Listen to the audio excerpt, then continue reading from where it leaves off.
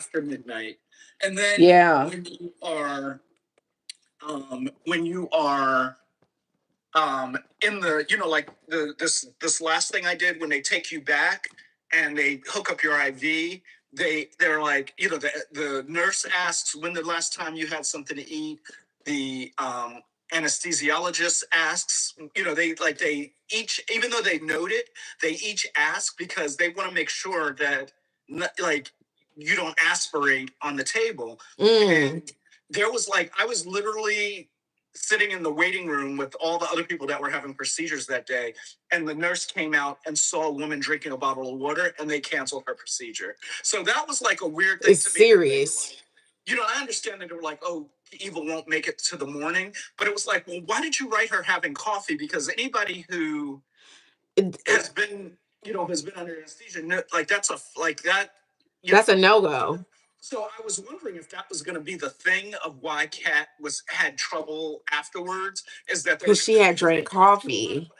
They ask you so many questions before you get put under that it was just it was just kind of a weird detail that I'm surprised.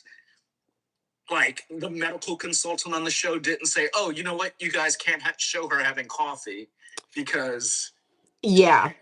They're not going to be able to put her under. Exactly. No, that would have been a good point. That definitely would have been a good point.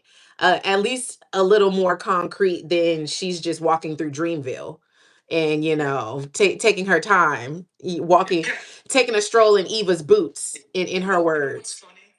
The one thing that Dream got right is that Ted is the villain in this story. Ted is always the villain. Ted is always the villain. It's like on the bright spot. And that's so real. Like, the thing that really was wild to me, and I'll open it up for you guys. Yesterday's episode, Kat is still, I can't say coma. She's just still asleep. She hasn't started breathing on her own. She hasn't come back to us. So everybody's urging her to wake up. That's the biggest thing. Kat just needs to wake up. She needs to come back to us. The whole time she's asleep, she's walking through she called it an alternate universe. I wouldn't exactly say dream sequence, just because these weren't her thoughts. Like, this was literally an alternate universe to where she was the one that was on the outside looking in. The scenario was, if Ted found out that Leslie was pregnant in real time when he was having the relationship with Leslie, if he found out that she was pregnant in real time and chose to leave Nicole and go to Leslie so that they can be together and raise their child together, what would the world look like? Right? For me, and I want to hear both of your takes on it. For me, I was very much frustrated watching it, just because the roles weren't changed in the correct way for me. Right? In this story, Ted is still the villain and Leslie's still the homewrecker. Like, it's still it's not like Leslie and Ted started off together and then Nicole came in and took him, and that was the dynamics. It still turned out as Leslie being the one to break up the marriage. So for her to turn into this godly, sweet, beautiful, as Martin said, second mother that was such a blessing to him, It was gross. was very much gross. It was very much gross. The way that the Duprees completely despised Nicole was wild. Because in an alternate universe, Leslie would still be a Dupree, right? Like, they kind of made it seem like like Nicole was no longer a Dupree just because she wasn't married to Ted anymore. Yeah, it was a weird.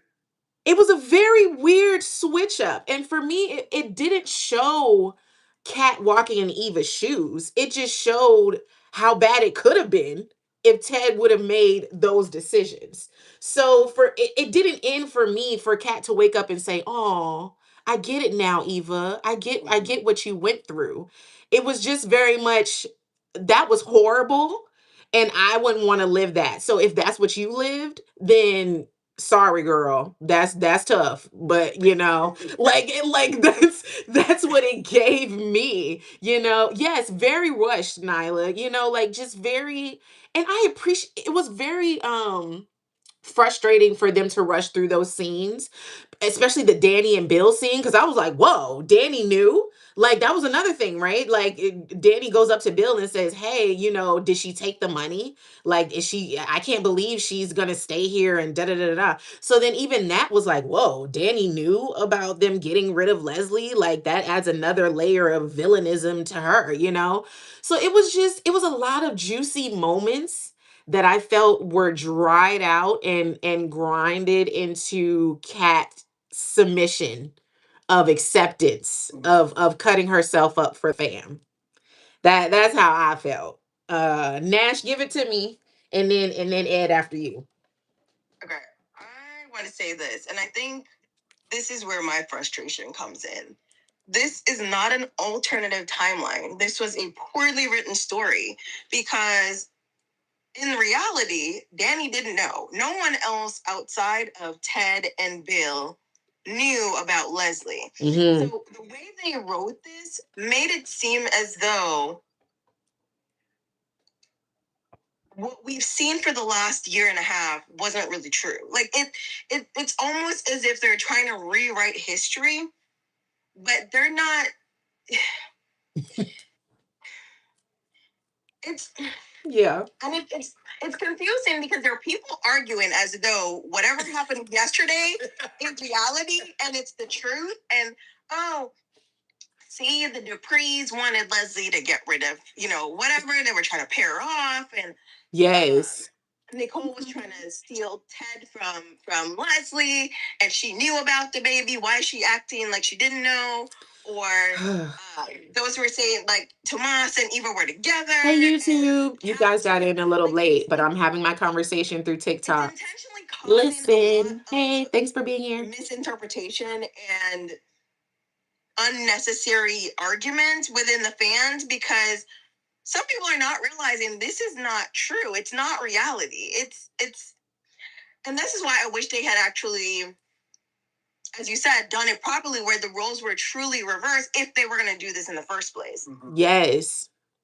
And I originally thought that they were going to have Eva do the fever dream because that would make more sense. Which would make way more sense. Yes.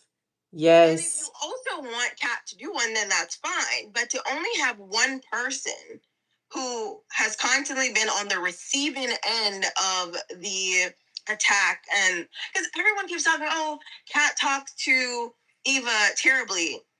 Does that match up to sleeping with someone's boyfriend? Oh my gosh. Lying to an entire family for months? Does that match up to running Laura off the road? Does that match up to going into Laura's room and poisoning her? Like, let me know if like saying, oh, and they're, oh, she said she wished she wasn't born. Did that make Eva not exist though? Like, right. like those words is what pushed the pipe off the ceiling to like hit Eva. How they wrote yesterday made it seem as though Kat's behavior was the reason Eva and Leslie came to town. You know what I'm saying? Like, they made it seem as if Kat was the one who called this upon herself and her family. Like, all of this happened, and then Kat started to try to defend herself and her mother. You know what I'm saying? Yeah. So yesterday's episode just really yeah. Go ahead, Ted. Go ahead, Ed. And please don't call me Ted. All right, right. Because I was about to say something about Ted, and then I saw your light go up. No, you could never be Ted. Ugh. No, like I agree with everything Nash said, and the whole like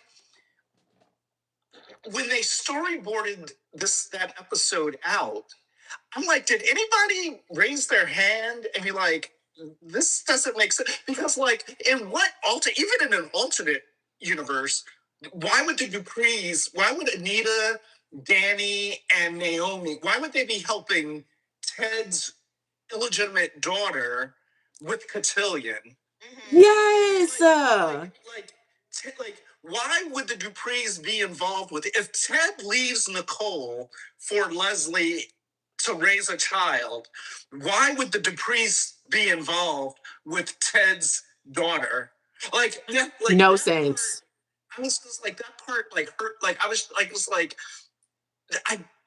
And then the idea, and then for me, it was like it was solidifying like all the insecurities that Kat had, like that dream, like hearing the way they talked about her.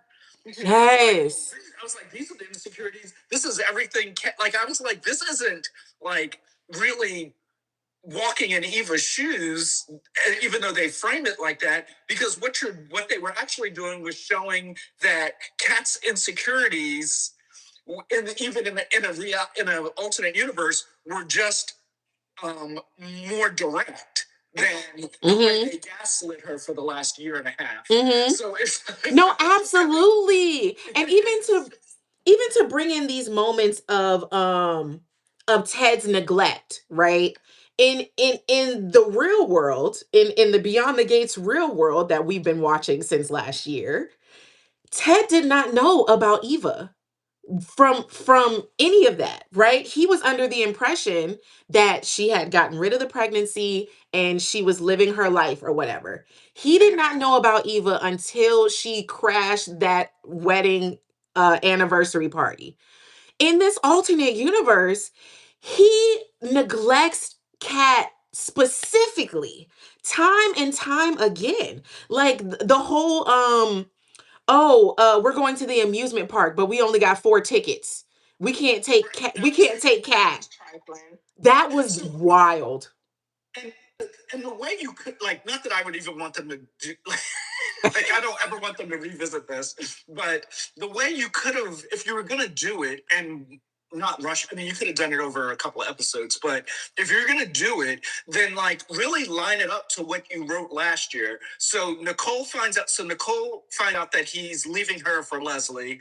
Nicole, because they do it in dialogue, how she became bitter and angry. So Nicole didn't tell him about the baby, that she was pregnant, when he told her he was leaving her, but she told Anita and Vernon. So why not just have Nicole, like why not say Nicole left town without telling anybody she was pregnant? Right. Right. And then all those years of festering and bitterness of being left for another woman and raising Kat, and then they return to town because they bring up how Kat behaved at Ted and Leslie's anniversary party. Yes. Yesterday's episode. So why not? So if you're gonna do that parallel or callback, why not have it that Nicole left town without Ted knowing she was pregnant, raised Kat, was bitter, and connect because if you're when Kat said today, now I understand the hold your mother had on you. Well, do you? So, but you could, like, it would have made more sense if she understood it, if that's how it had played out in her fever dream of that Nicole had raised her for 25 years of bitterness and telling her father didn't want her. And then she came back to town as a Hellcat and was bent on destroying their lives. Yeah. In fever dream, Nicole abandoned Kat as well. She was busy living in Yes. Kat had no one, both in the real world and in her, like, Yes. I was like, whoever wrote this, did they watch the show? Because No. it feels like you don't know what happened last year. Like the details don't make sense. It's almost like it's someone brand new, hasn't maybe watched one episode and come into it. And I was writing and I'm just like very confused about this. Yeah.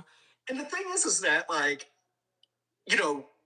Michelle would have talked to the breakdown. I forget who the breakdown writer was yesterday, but Michelle would have talked to Michelle or I'm not even going to go there. But Michelle and Tracy would have had a conversation with the breakdown writer for yesterday's episode and said, these are the broad strokes of what the story needs to be. The breakdown writer would have written like 7 acts of detail. Like those breakdowns are very detailed, sometimes with dialogue. And, and then the scriptwriter turns that into, a story, turns it into what we see.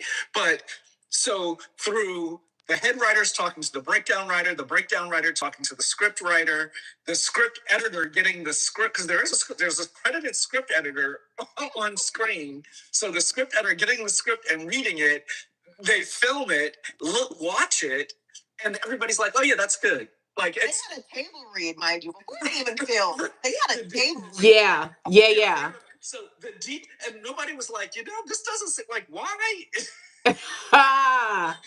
Tamara T didn't say.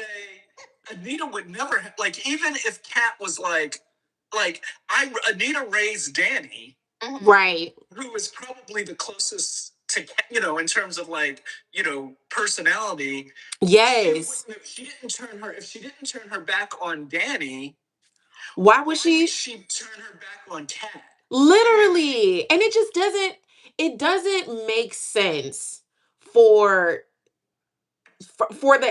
us to believe Ted in the real world if this is how he would have reacted if he knew Eva was alive, right? That was the whole point of us even accepting Ted's mistakes and believing that he wanted to have this relationship with Eva, that he wants to just have this big family and this neutral moment.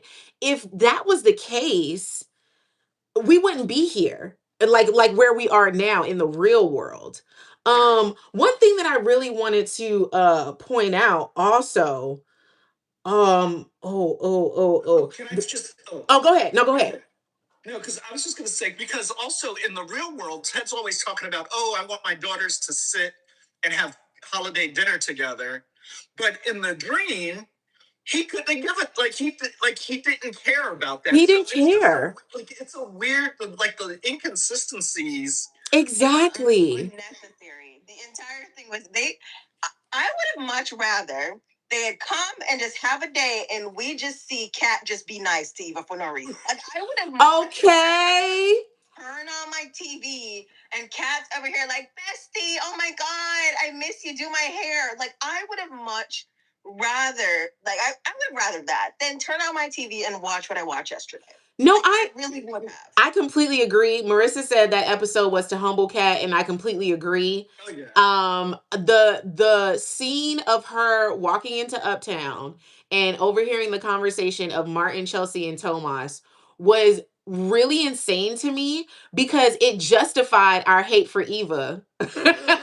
And yet made it be like, oh, gotcha.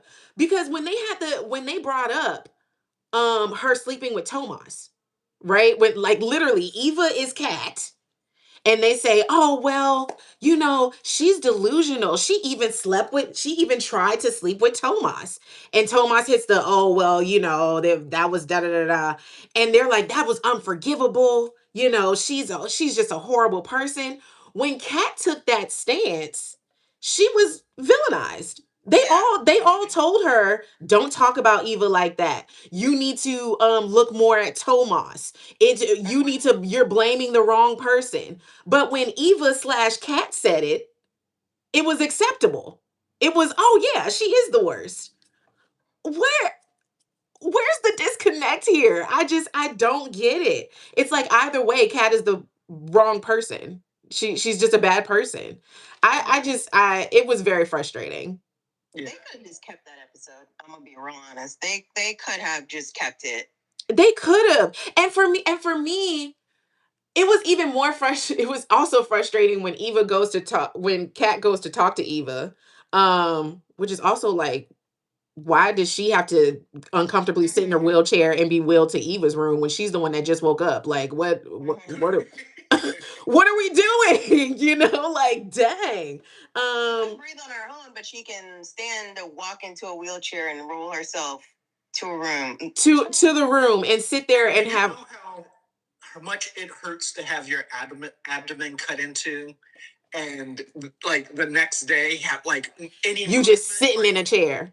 Yeah, that was. You just sitting upright in a chair. Yeah, it was just crazy. That was crazy. But then we didn't get any satisfaction. I would have been happy if Kat said, "Hey, have you had any fever dreams?" And Eva was like, "Yeah, girl, I've been seeing this and this and this and like it didn't even have to be that she went through the Kat situation just like how Kat went through the Eva situation, but at least just to give us a little more leeway as to why we're even watching this. Cuz if Eva didn't experience any of this, there's no change on Eva's side either. Like Sainted Eva, and that's just gonna sound like I hate Eva, which I don't hate. none of us hate Eva.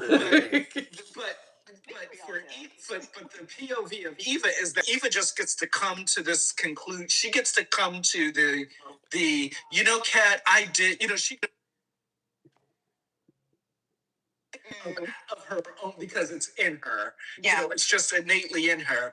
And she makes the confession of, I did do these things. I did, gaslight you. Whereas Kat had to be humiliated and humbled in a dream in order to, and the funny thing is that Kat is the character who tends to ask the hard questions about herself and then go to other people and say, am I selfish? Am I mean? Am I being too much in this situation? Versus I don't think Eva's ever asked a question like that. So Right.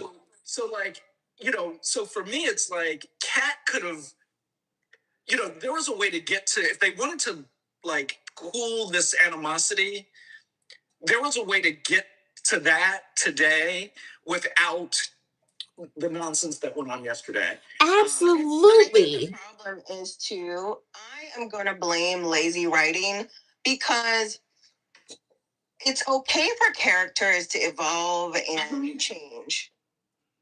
But an overnight change is, to me, just lazy writing.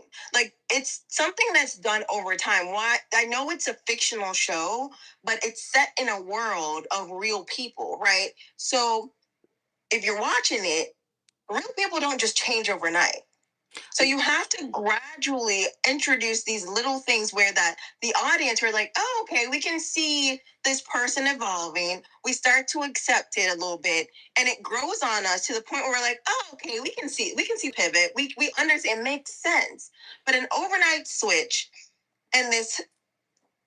I don't even, what do we call this? Again, it's not a coma, it's not a, we don't know. Yeah. Right. And It wasn't an out-of-body a experience. fever dream. I don't. That was. Yeah. It just rapidly flipped everything. Now everybody's nice and kumbaya. It's like, it doesn't make sense. Like, to write, personally, if you're writing, that it just, It didn't. And then even fly. Like, if you do writing classes or take writing classes, like, it wouldn't fly. If you show a professor something like this, they'd be like, how does your character develop over time? What is the what propels them to feel this way now? Right. exactly. You can't just write over history, a year worth of history, and you're just like, nah, we'll just change it. And they were, and to your point, they were kind of doing it, like when Kat, even though, well, when Kat invited Eva to stay for birthday cake, and when Eva complimented Kat on the work she did for Samantha with the cotillion, and then Kat said the hair was look. So they were they were having these little moments where they were showing that they could be civil with one another and they could compliment one another and see the better in the other person versus just seeing the worst. And so they could have continued to do that. And like you said, the evolution of, because I talk about the evolution of their relationship after today, what it could look like after today, because Kat said, this doesn't mean we're sisters. Which I was glad. So there's still work to do, and there's still ways to let this relationship naturally evolve. Because one of the things that I wish that Eva had said when she was telling Ted to spend more time with Kat was, don't stop trying to push us together, because that's been the issue in the last year, is that show Eva how to run the clinic. Come to Thanksgiving dinner. I want my girls to be best friends. And instead of giving each of them, and especially Kat, because she had a lot to process, Yeah. time and space to figure out what she wanted her relationship to be with Eva. It was always like, she's your sister, you need to have a relationship with her. And like, y'all know Kat, you know, the more you try to force her into something, the more she's going to resist. But if they had, like, you know, like they were telling a story, I guess, last year, but I wish she had just said, like, that's been part of the problem. You need to just give both of us the space to figure out what our relationship is, separate from a relationship with you. Yes, because They don't need to even be friends either. Like, Right. they really it's like, I feel like, are they afraid of conflict? Like, yes, yes. Allergic. But if everybody is getting along and everybody loves that is a boring show. I don't want to see that. Like, No, I don't. drama. I don't. They don't have to be, physically going at each other's throat, or, to the extent of Leslie trying to take someone out, right? But, like, there has to be some sort of conflict within the show to create tension. Like, No, facts. And I think one of the biggest things, because even in the comments, they're going a little stir crazy. Somebody said, because we're getting Team Eva, Team Cat, and somebody said that Eva wasn't to blame for how she was born, and she's on the outside looking in. I need for everyone to realize that's the same thing with Cat.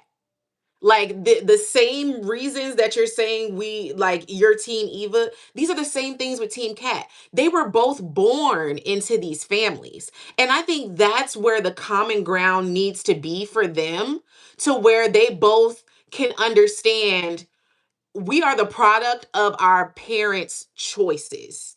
Like it's not, I don't dislike you because of who you are, because neither one of them knows who each other are, to be honest. I think that's being shown too, that they completely miss each other's personalities and who they are as a person, because they can't even get there because of all of the turmoil and things. But I think if we all just understand, like, we're not trying to get Eva to pay for Leslie's stuff, but we're also not trying to get Kat to pay for Ted's stuff. And that was one of the biggest frustrations of last week. Every time Kat talked about making her decision, it was all on her love for Ted and the way that she wants Ted to have a relationship with her. Even the line that she said after the dream, when she said to Eva, um I saw a life without my father, and I would rather share him with you than to not have him in my world. And I know that if I didn't do this,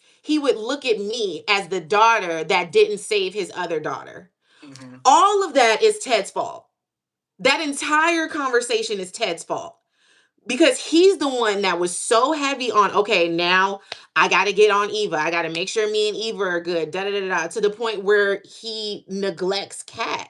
But even in this whole process, he put it on Kat again to be Eva's savior.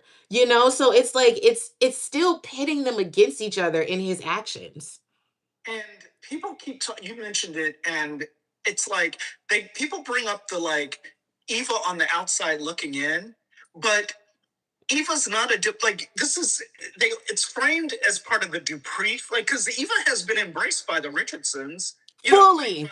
by Ted and by Andre, because those are the Richardsons on the show. Eva was embraced by her biological father's family. They're talking about her being on the outside looking into the Dupree world, which you've always been outside. Right.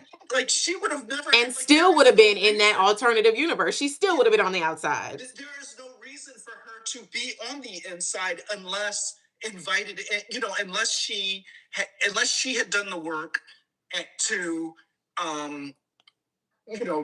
with the relationship with Kat, and then Kat was like, "Oh, I want to bring Eva to Christmas or to," but there was no, but there was, like, the whole outside looking in thing doesn't make sense, because they're talking about the Duprees, and Eva's not a part of the Dupree family. Like, she has literally Martin and Kat are her only connection to the Dupree family, but the Richardsons are her family. Exactly. So even if that whole debutante situation was not a thing, because if Ted and Nicole actually divorced, Kat still has a very likelihood to be a debutante in Fairmont Crest. Her mother was the Platinum Deb. Like, she is still legacy, even if Ted was never in her life. That's not the situation with Eva. Eva would not have been part of Fairmont Crest at all. That's like if Haley has this baby, you think their baby would be accepted in Fairmont Crest? No one cares about the Hamiltons.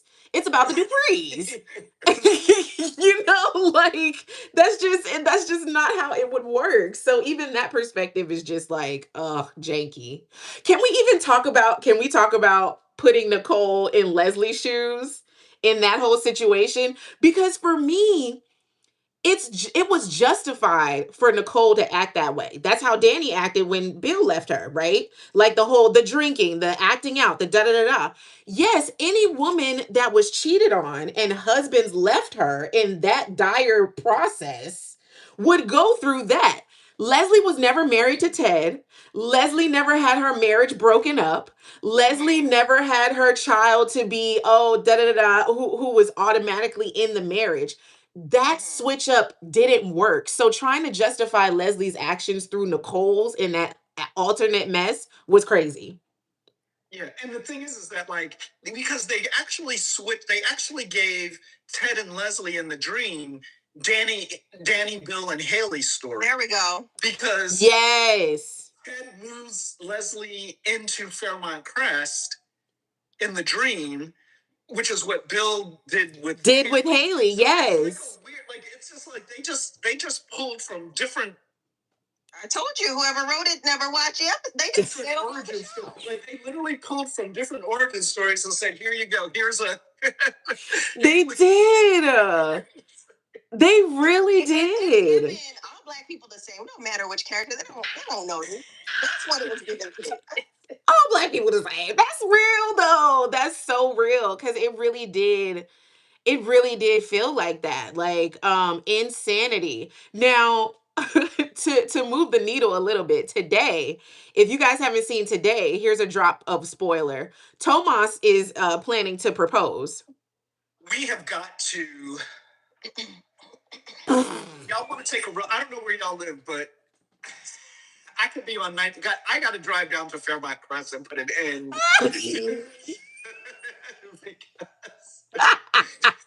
because I like. Oh my god! Oh my gosh! Like, I don't want to dog this guy out, but if they were gonna continue this character in this storyline, they need to make a change because this just can't keep. This cannot go on anymore. Someone said, Chelsea, please steal the ring. My issue is after cheating on Cap with Eva, he was still an Eva apologist. He kept picking up for her. He would berate Kat for being angry at Eva. So, like, I don't even know why she stayed with him, but this is definitely not the type of person to marry. Okay? And this is yeah. It's just it's like like that's what that dream should have been, is her having some clarity on this relationship with Tomas. Okay. And get the hell out of it. The character, like, Tomas is just a terrible character. Like, you know who he is? He is Ted. Let's be for real. They say daughters gravitate to men who remind them of their fathers. And I'm telling you right now, Tomas is Ted. Tomas is Ted. Kat is her mother. Eva is her mother. Tomas is Ted. Ooh, that's good. Okay, wait, pause. And the thing is that if the character was more charismatic, I'll use charismatic. If there was a more charismatic portrayal of this character, like you could kind of see Kat, because it happens where it's like because men are just diabolical. Mm-hmm. So like a charming charismatic, version of Tomas, you could see Kat and Eva, quite frankly, kind of falling for it and being blinded by it. But this, it's like, why are you still with it? Like, it makes no, especially given the, you need to be nice to Eva. I don't think I've told you. Oh my gosh. I don't like it when you talk about her like that. I remember. Oh, I remember those conversations, and I was boiling. Where he implied as though if Kat wasn't nice to Eva, he would leave her. Right. Yes. He was able to imply that without saying it outright. And so Kat was like, oh my God, like Kat was in fear of her relationship ending. Yeah. But if you're going to give Kat clarification, like if you're going to have her have this like moment of clarification about her interactions with Eva, her relationship with Eva, then she needs to get clarity on the fact that she's only with Tomas because she didn't want Eva to win. She's, so it's like, yes. When that proposal comes up, ding, ding, ding, light bulb needs to come up over Kat's head because she, it's just like he's an anchor around her. And there's no, I don't know one person who's like, oh, I'm really rooting for Tomas and Kat. No, and the thing with that even is Tomas still doesn't know Kat. I think that's even why Chelsea is so like on edge when he told her, because this is obviously not what's good for Kat. You've never known what's good for Kat in any situation. Like when they did the dance date and he was horrible and the instructor was better, when like for every when they were having those miscommunications when they first started getting intimate, like all you have to do is have like bad sex twice and she should have left. She should have got up out of there. She should have got up out of there. And this is why I personally, when y'all say y'all, oh, I don't hate Eva, I'm not a part of y'all. Okay. After Kat already had terrible first time with this man. Yeah. For Eva to rub it in her face. No, you're right.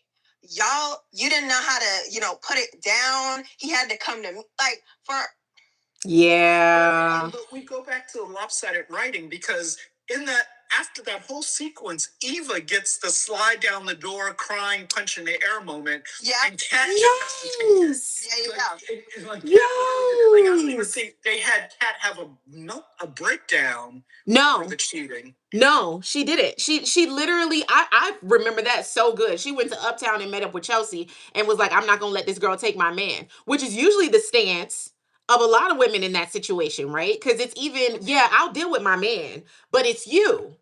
It's you. And that's why I keep bringing up that situation when people are like, oh, well, why do you keep bringing up the Kat Eva Tomas situation? That one of the biggest reasons why Eva was given so much sympathy when it came to Kat is because she kept playing into, I always wanted a sister.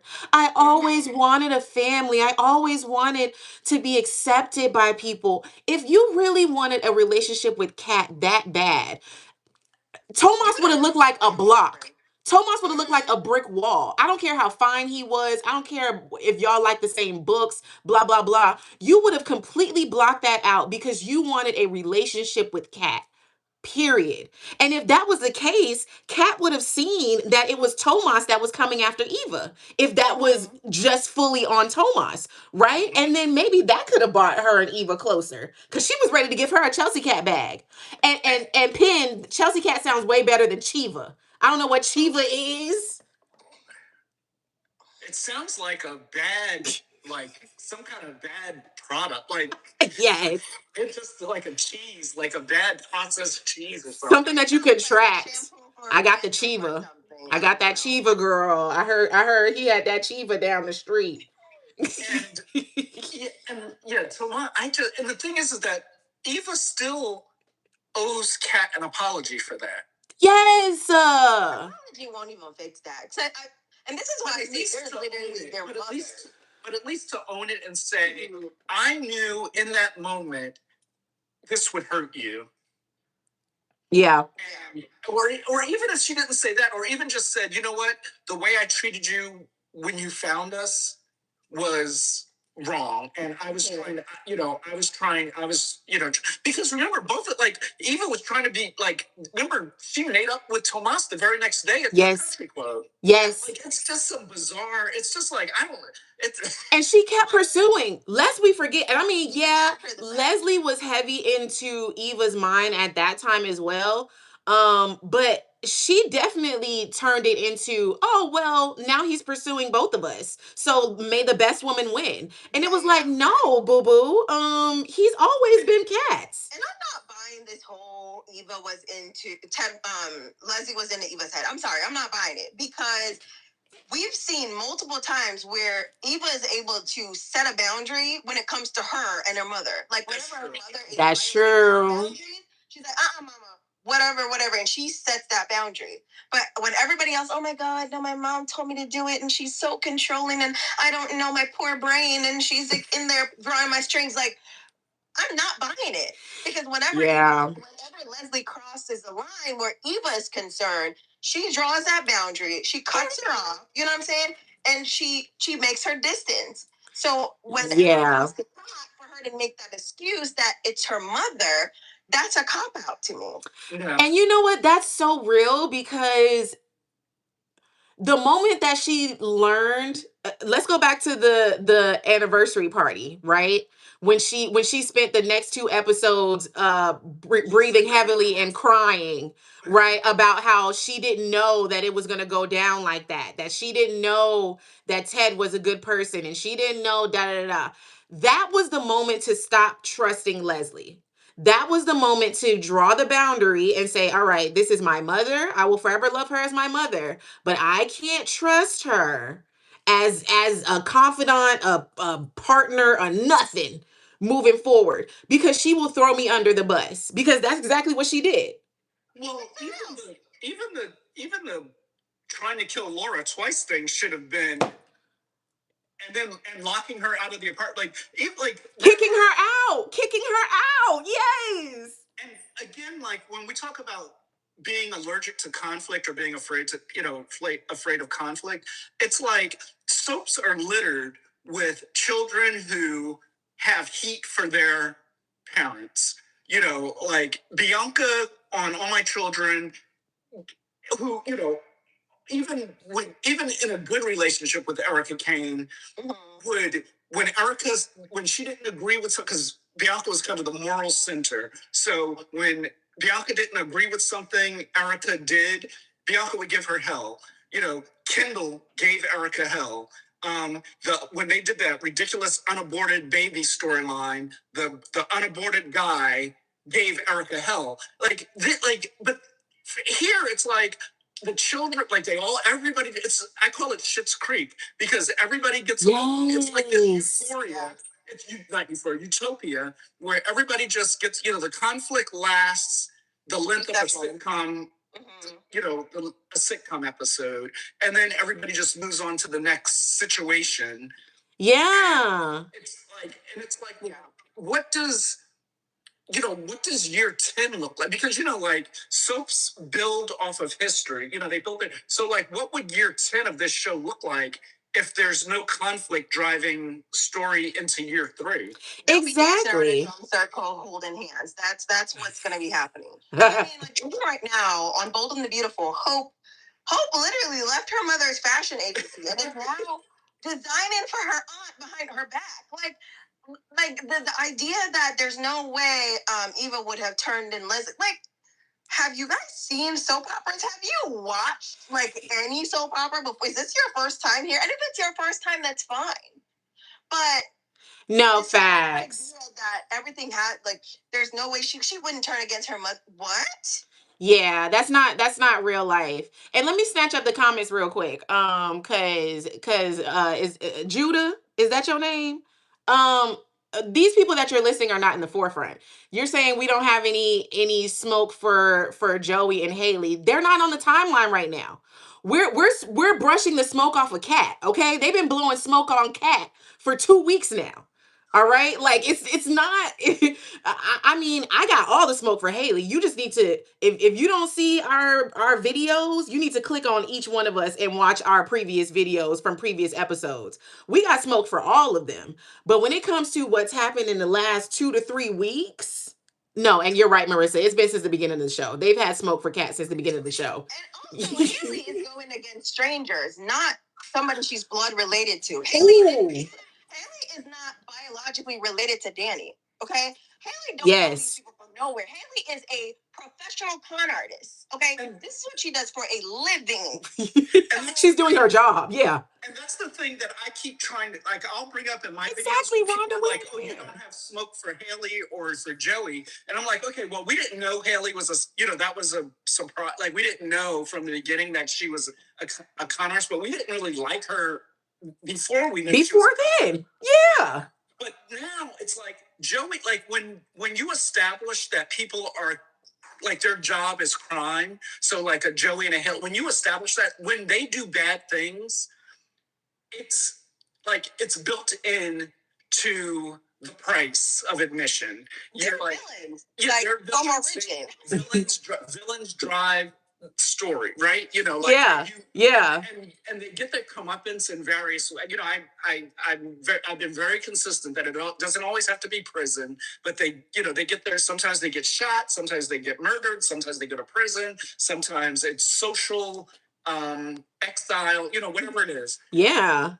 But when it's somebody, when we watch Leslie, when we watch Laura get driven off the road, pushed off the road, and crash into a tree, and then we watch, which I thought was just a great reveal, when Leslie comes back home and pulls the helmet off, and it was so good, yeah. So then you're like, okay, villain, right? Yes, yes. And then we see her in another wig in scrubs injecting something into Laura's thing. You're like, oh, villain. But then, like, then it's like, oh, no villain, and watered down villain. Watered down villain. So then you're like, okay, well, she's a criminal of opportunity, and should be definitely, because it's not built in to who they're telling us this character is. So like she needs some kind of comeuppance for what she did to this girl. Yeah, and we've seen. I'm sorry. Go ahead, Ash. What I think people are missing is that Haley is Bill's karma. So it's hard to feel bad for what Haley is doing because Bill is a terrible person. Whoever she's doing the vindictive stuff to in that world deserves it. Like they have had it coming. Yes. So, Nicole did nothing to deserve her marriage shambling on her anniversary. Kat did nothing for her boyfriend to be slept with and for her to watch her mother go through this pain. So I think we can't compare Eva and Leslie to Haley. No, and another thing to where you can, if we're taking score, Haley has had quite a few consequences since this show has started. She's been she had to deal with the bestie coming to town, Lynette. I'm missing Lynette for sure. Please bring my girl back. Okay. I don't know where Lynette at, but bring her back. Haley be fighting for her life constantly in these episodes. Trying to deal with keeping her secret, trying to, get Bill up under there, like getting caught. She's been going through it. Joey has his moments as well. Like Joey, he almost got caught with the Doug thing. He gets his beef with with all of Vanessa's things and stuff like that. He can definitely get some more consequences. But what I'm saying is when we're establishing all of these, right? You mean Val? Yeah, Val. When we're establishing all of these villains, they're established as villains. So we take them for face value. They trying to make us like Leslie. They trying to make us sympathize for her and justify her craziness. And it's just like, I had a moment of satisfaction when she went to Kat's room, which once again, nobody's protecting Kat. Why is Kat in the room by herself to where Leslie could just walk in and do whatever? No protection for a freaking Kat. Leslie walks in, closes the door, throws the little thing, the alert button, to where Kat can't even call anybody and say, "Hey, this crazy is in my room." But Kat straight up tells her, Leslie's like, "Hey, I appreciate you, da da da da." And Kat's like, "Oh no, I'm gonna cash in on this soon. Best believe I'm coming back for my debts." And that staple right there, I said, "Oh, good." And the fact that she's had so many, like Lynette coming into town, Bill getting tested, getting sick. We haven't seen Leslie on the cusp of getting caught, not once. Like, not once. We haven't seen in the last year after the helmet got destroyed. We haven't seen Leslie on the being worried about what she did with Laura. Right. You know what I mean? Like, Haley is worried that somebody's gonna catch her. You know what I mean? Leslie isn't worried. She is getting millions of dollars. She's able to buy a house. She's buying statues of celebrities to put up. She is walking around throwing money. She has stolen Samantha's idea. Like, yo, she is out here living her best life. Literally. Kat said they've been nothing but rewarded when she had a conversation with Ted. She sure did. She sure did. And that's the complete truth.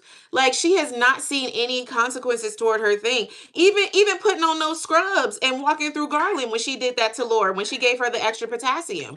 Like, she had no remorse of like, oh, Shanice might catch me or somebody might see me, da da da da. And she didn't even put on a mask. She had on. Did she even have on a wig? She just had on scrubs. She had on scrubs and a wig. But with all of these actions, there hasn't been any consequences for any of this, and it's just she ain't got no coof. Even with the fact, and this is annoying to me. Anita constantly giving her an olive branch. Like, can we shove the olive branch down her throat? I'm done. Okay, her walking in the room talking about, oh, you could come down and be with us in the lobby. No one should be going through this alone. Okay. I talked about that yesterday, where it's like the only way writers see Black women in the show, you have to be aggressive and nasty, or you have to be a doormat.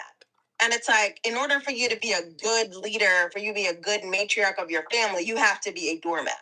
Because yes, I don't know, personally, you ruin my daughter's marriage. You come into town and you do all this shenanigans. No, sir, no, ma'am. Mm-mm. And Anita's not even an elitist Dupree. She from the south side of Chicago. Like, that should have kicked in long time ago. Like, I'm not gonna keep giving you no olive branch for you to do some mess to my family time and time again. Like, it's just so annoying. She could have came down by herself. Yeah, and in that moment, because the thing I thought about in that moment was when Leslie was like, I don't have a lot of family, I don't have a family, and Anita was like, invited her down. The response Anita could have had was, Leslie, that's on you.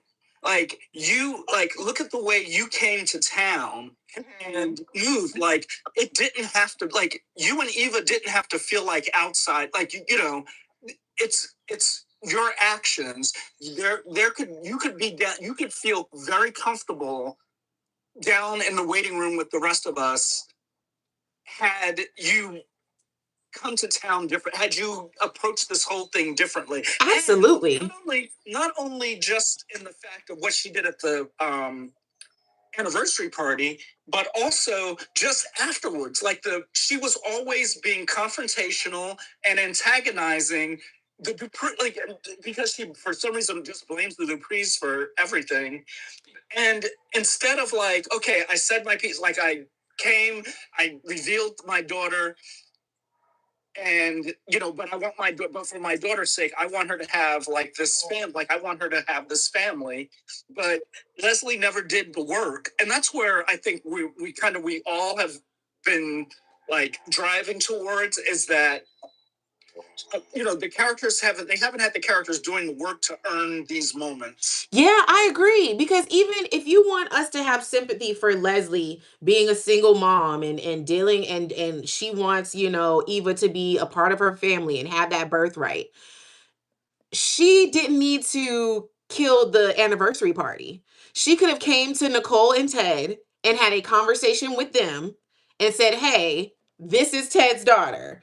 Let's have a conversation. I have all the papers." Because remember, after the party, when she barged into Anita and Vernon's house with the full folder saying, "Hey, this is I have the birth certificate. I got all the paperwork. Y'all need to accept her," which was still out of pocket because once again, she's a Richardson and not a Dupree. So they didn't need to accept her at all. But invited to the birthday parties. Exactly. It's just like with all of this, if your goal was to really have Eva come into town and be a part of this family, that should have been the conversation from day one, not the manipulation of Nicole with Eva playing like, being her assistant and all of that, not the back and forth of Leslie of trying to get in Ted's head before she even did the reveal. Like Leslie was there for months trying to get Ted to choose her before she even revealed that Eva was his daughter.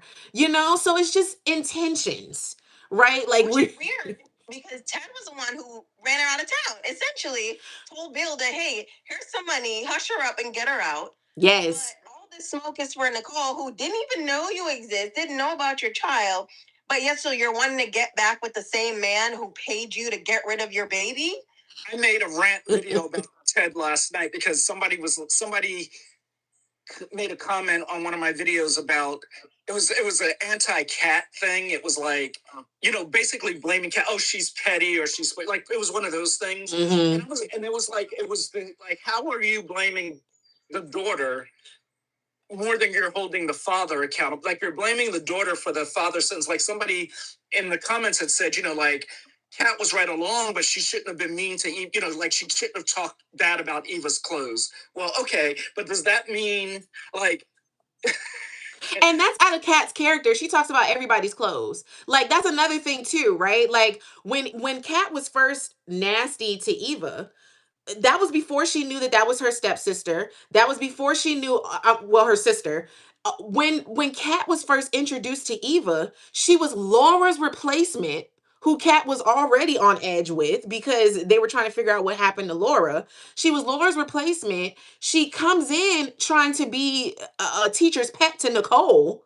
She was very much trying to get all up in Nicole's grill, trying to be the loved one when it came to Nicole. And then she was spying on her. She was planting cameras in the house. She was, having side conversations with Leslie. There was so much dishonesty on Eva's side to Kat specifically. So it's like, yeah, just because now she's revealed as the sister, Kat is supposed to just trust her.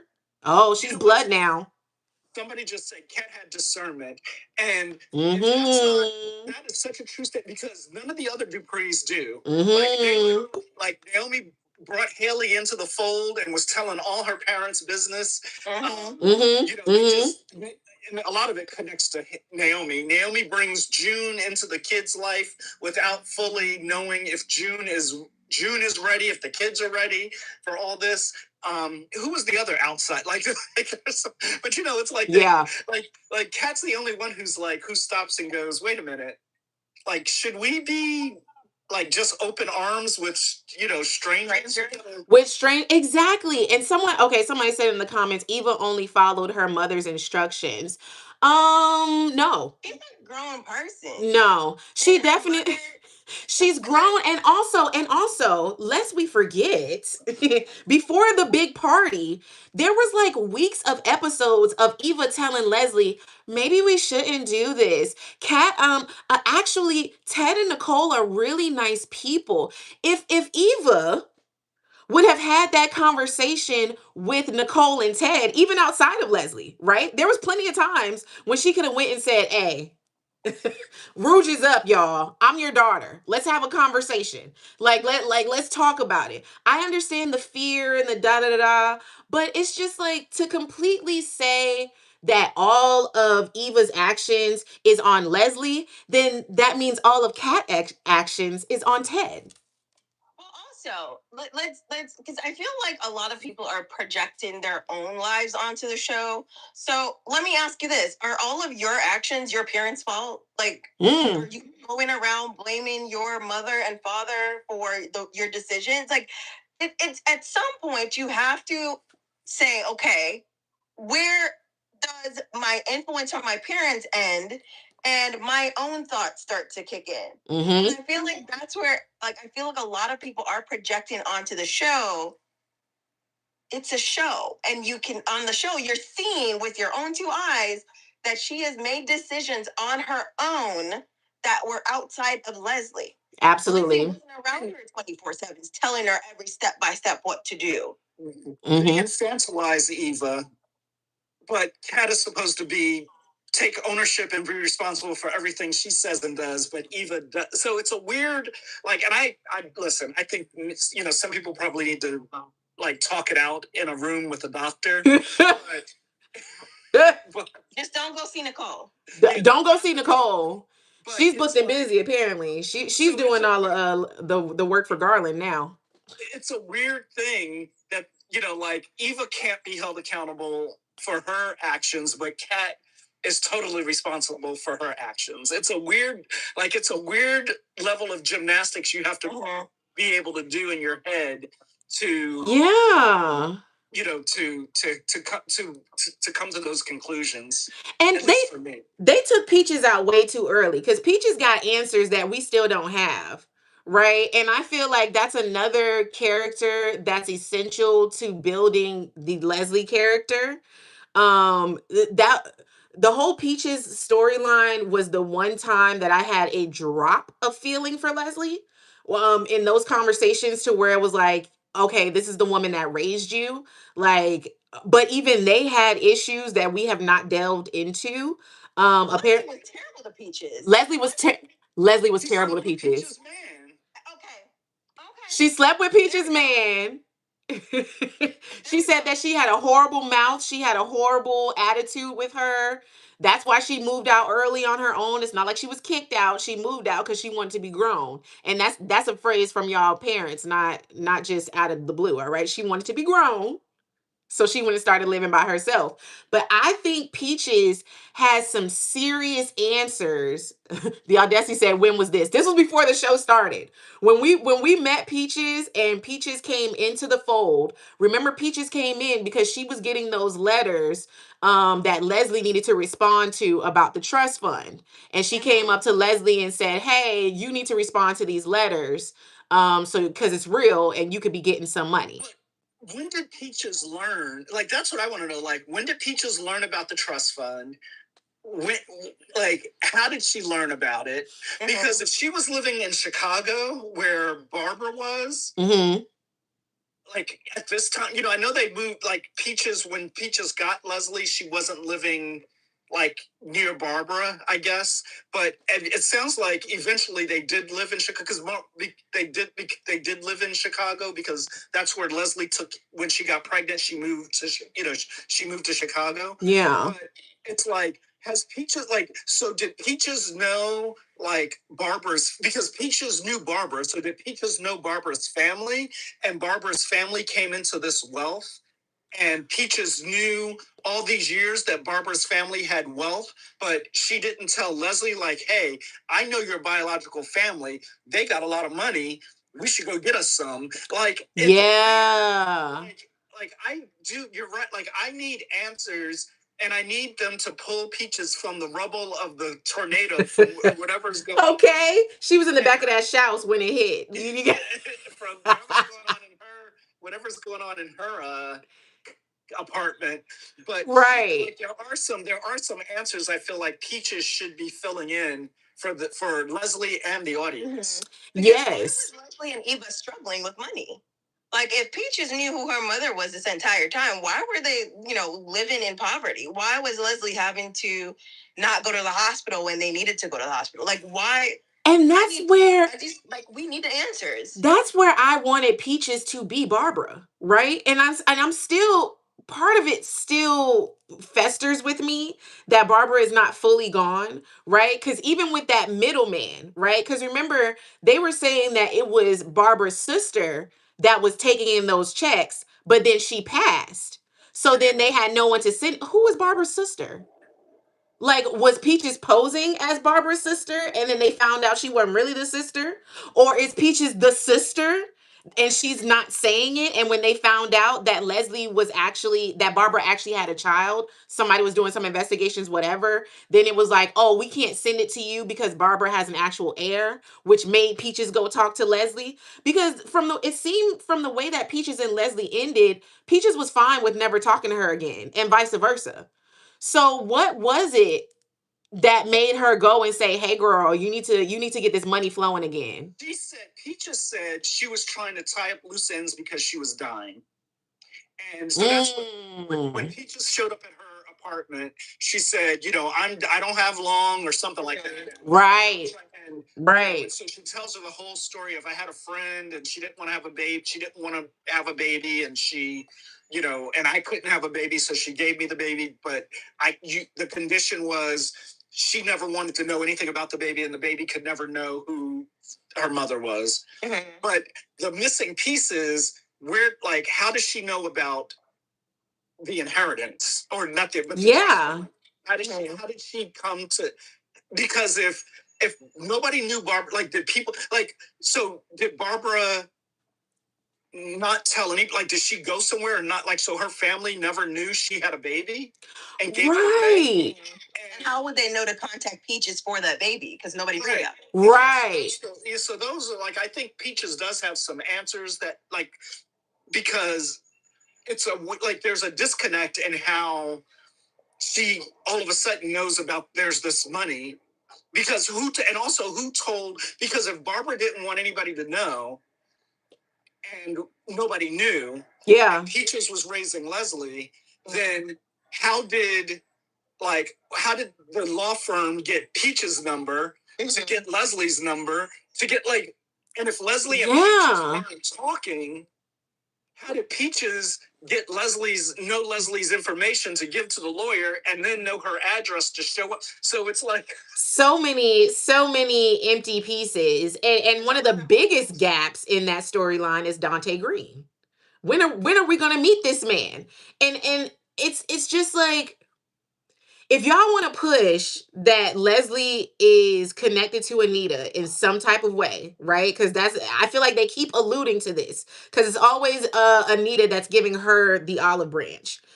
If they're connected in some way, bring Dante in. Let us know that so we can actually have some understanding moving forward. Because even Leslie's entitlement for herself is interesting, right? The way that she moves to where it's like, oh well, I have the money, but I've always been royal. Especially when she found out that she was Barbara's daughter. Oh, I'm the descendant of Barbara. Da da da. But hasn't named a thing after her. Not one thing.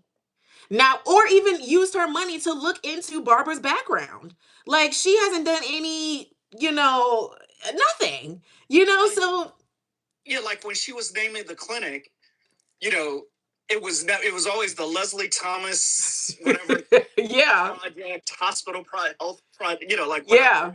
But and then, Joey wanted Doug, and wanted to be, but it was never but I actually want it to be named after my mother. I want it to be as a living tribute to yes. My mother. Exactly. Oh, someone said, remind me of the Dante character. Who is he again? So Dante was the manager of the Articulates. When the Articulates started to get some motion, right? Let's think Dream Girls, right? They're already doing the bop bop bop, and then they met Curtis. Dante is Curtis. Okay, Dante, he started managing the Articulates, and apparently I say that he's Leslie's daddy. And that's what I believe he's Leslie's daddy. That would make sense. That would make perfect sense in my opinion, as to why Barbara was even fine. Well, not fine, but accepted not being in the group. It was very much Effie. Okay, Barbara is very much Effie in the Dream Girl Articulates world. right? So that's who Dante is. Dante is the manager. He was the one that Anita said that Barbara shouldn't be in the group anymore. And we remember why Curtis kicked Effie out of Dreamgirls. He didn't know she was pregnant, but he just said that she was fat and annoying. So, and when I can see that being the conversation with Barbara, but also we're dealing with so many gaps of time, right? How long was she out of the articulates before she got pregnant with Leslie? Like how long after having Leslie did she unalive herself? It's like we're dealing with big gaps here to where we can't even fill it in, but we need Dante. And what I think though is I not saying that I want this to be the case, but I think that if the writers do revisit this is the direction they might take. Is that because correct me if I'm wrong. Did Vernon met Anita while they were in the group, right? Yes. Like she was still young. But she was still think of Dreamgirls after Effie, from my understanding. It's like it was after, so they're already like famous, they're already like the big articulates. Yeah. Because I'm just hoping that because I see people saying it in the group. I am praying to the Lord that Leslie does not turn out to be Vernon's child. No, turn the TV off.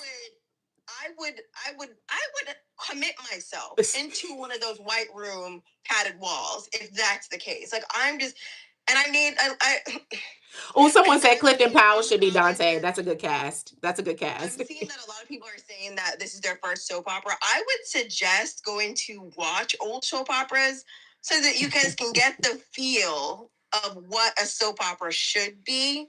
Yeah. Because some of the theories and stuff, it's no. Can I also say that we've got Leslie, Samantha, and Tyrell, I think that's it, who, Samantha and Tyrell reconnected with June.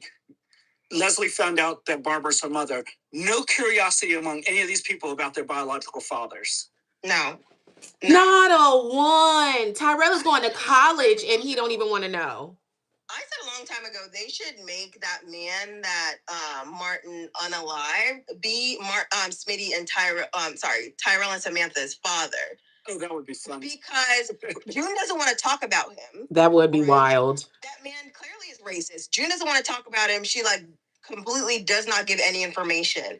I think that would tie that up in a nice little bow. And there's the reason why nobody can find him because, well, he's 6 feet under somewhere. And it explains, and because he was however they were conceived, it explains why June became addicted, because she said it's not a hereditary thing. Mm-hmm. So then why she became addicted and she couldn't cope and couldn't raise them.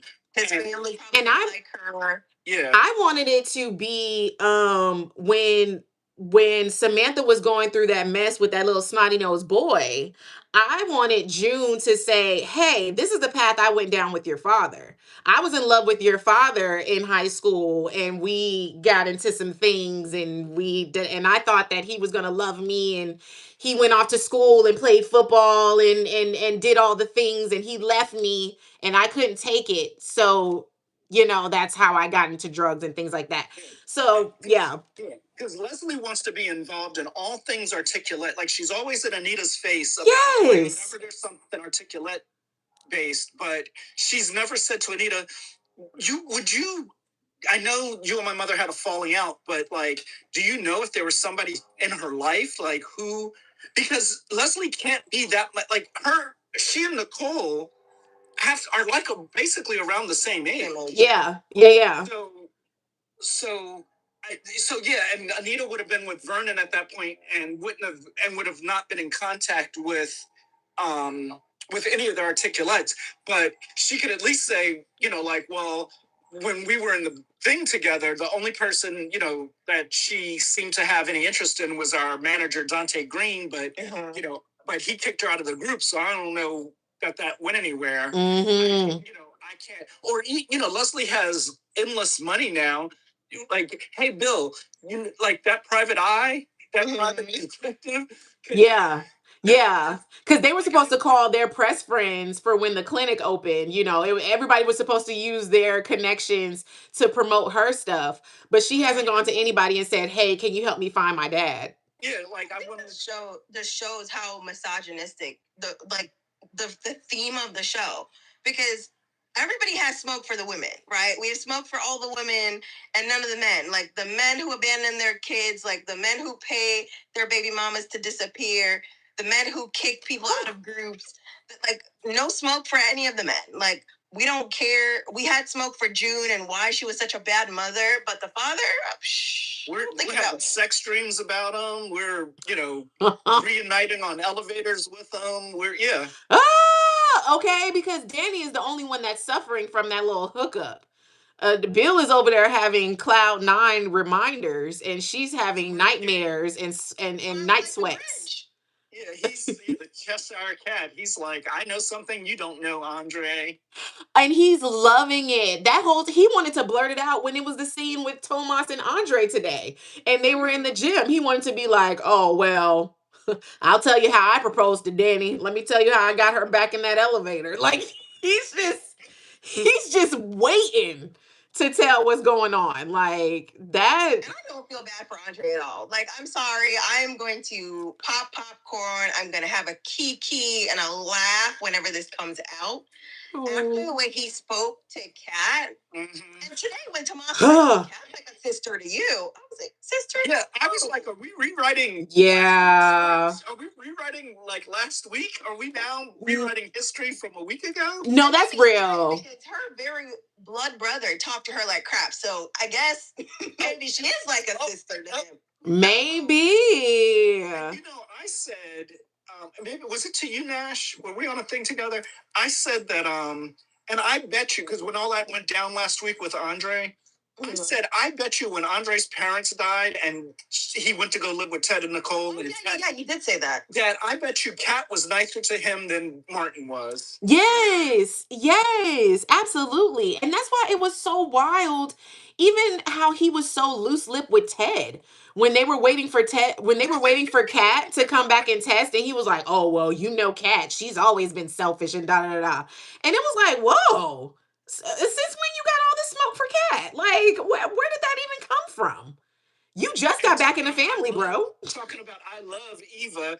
Oh, do you? Do you? Because the only 2 pictures in your phone was when she first got there and the event that was damn near last night. But y'all besties. Okay. All right. I'm sending pregnancy vibe Danny's way. Oh, you know what? When they had sex today, I wrote down, I didn't mention it in my recap, but I literally wrote down next to, because I write down who's in a scene together. Yeah. And I literally wrote down next to Danny's name, pregnancy, question mark, because I'm like, because in Beyond the Gates time, it's only been 3 days, 2 or 3 days since the tornado.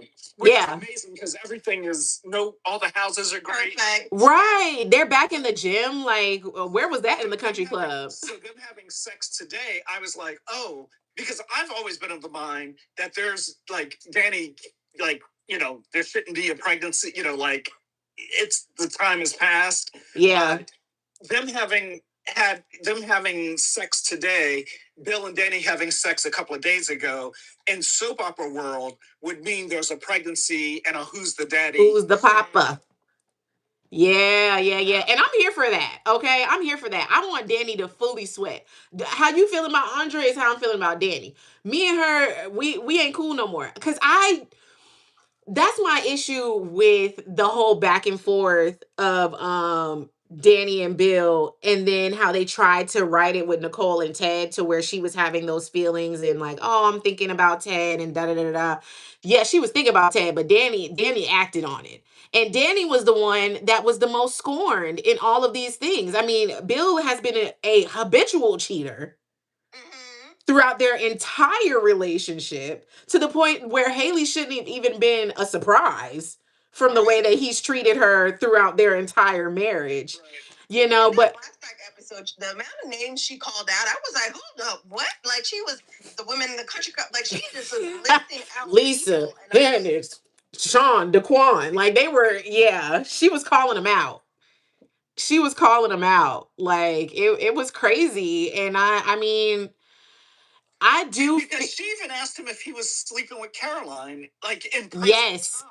Yes, she She did. thought maybe he was cheating on Haley, and she asked if it was Caroline. When he And gave it's like, Caroline that car for her birthday. Yep. Yeah. She straight up was like, I know Caroline is a great worker, but she ain't that great. You bought her a new Mercedes? Y'all sleeping and that's what together? I was like, and I was like, Haley the scammer, who like that didn't raise any question marks for you either. Is like, why didn't you just give her some cash in an envelope? Why are you buying her Right. 6-figure car? Exactly. Like that's way past a bonus. A bonus is a down payment for that, and then let her deal with it. That was her birth. That was for Caroline's birthday. Yeah, that was her birthday. It wasn't even nothing work related. Yeah. Nothing work related. It was her birthday, and he was just like, "Oh, let me go ball out on her." Because I mean, at the very least, she's the gatekeeper of his girls, right? I think that was the biggest thing too. The fact that Caroline knew about damn near every one of his runouts. It's a hush car. Yeah. Pretty much. I mean, I get that. Like, yeah, I get that. It's just that, like, for the wife to be like just cool with it, especially a scammer, somebody who has affairs with men to steal their money, and it's like Haley just had nothing to say, like had no questions for Bill about like why would you buy her that car? I think Haley doesn't care because what's $100,000 car? Well, They're $10 million. I think like in the keeping the roofs up. You know, look at how she runs around to Danny's house looking under pillows for Bill. Remember when she went over there? Oh my gosh, yes. And she was like looking under the pillows on the sofa. Yeah. And screaming for She's not keeping up that facade anymore. Like she's not. And it's so funny. With bartenders while Bill is behind her. Literally behind her. Dropping the drops in public. Like she does not care at all. She's ready for him to go. Hiding it, not one bit at this point. You are right. She does. Because I forgot about her flirting with the bartender at Uptown. Yeah. Yeah. She is just over it. And I am just of the belief that there is nothing in that bottle. Like it's water. There's nothing in there. Yeah. Even at the fundraiser, like she was pretty openly flirting with Kyle before the tornado hit. Yes. And, you know, she took off her rings. Yo, I mean, in public. You know, like somebody would have noticed that she didn't have a ring on. She took them both off. Like, this is why I'm sorry, but I like Haley because Bill is getting exactly what he deserves. She is who Bill thinks he is. Like it's an entertaining. Like this is the most interesting she's been, and if they would just pace it better. Mm-hmm. Yeah, because I think it's a fun story. Like I really like this. Like when we see it, like when the story actually airs, I really like it, and it's like the most I've liked Haley. And I'm like, she's another one who, if like, they'll definitely figure out how to keep her around. Yeah. And I'm like, but just don't like neuter her. Like, still let her keep it. Like, obviously, she can't scam, you know, someone else into marriage. But but let her keep that edge and not be like we don't do whatever they're planning on doing with Leslie. Please, let's not do that with Haley. Oh my God! And they need to. I just want to say something. No, go ahead. Judah, I think you need to go watch some more soap operas. Like, there are villains that you have. Like, it's in you. There's no way to explain it, but there are people who are villains who are written for you to hate them, and villains who are written for you to like them and root for them. And Judah, I think you need to go ahead and watch some other soap operas. I know you said this is your first one, so I'm gonna give you some slack on this. Because you're new to the world, okay? But Haley is the type of villain you root for because she is a karmic punishment for another villain. Like, Haley's not doing this to an innocent person. Haley is going after Bill. Granted, Danny was collateral damage, right? I'll always hold her responsible for that. But Haley is going after Bill, who has constantly done wrong. He has done wrong to Leslie by trying to kick her out of town. He has done wrong to Danny by how he speaks to her, constantly cheating on her. Like, so She's definitely. Haley is and you can YouTube, like a lot of shows are on YouTube, like, not the complete series, but like YouTube, One Life to Live, All My Children, As the World Turns, got like YouTube, some of those Guiding Light, with some of the older soaps who really knew how to do it. Hell, if you want something even more contemporary, you watch some episodes of Passions. Passions is my favorite. Oh yeah. Because I'm thinking about Tabitha.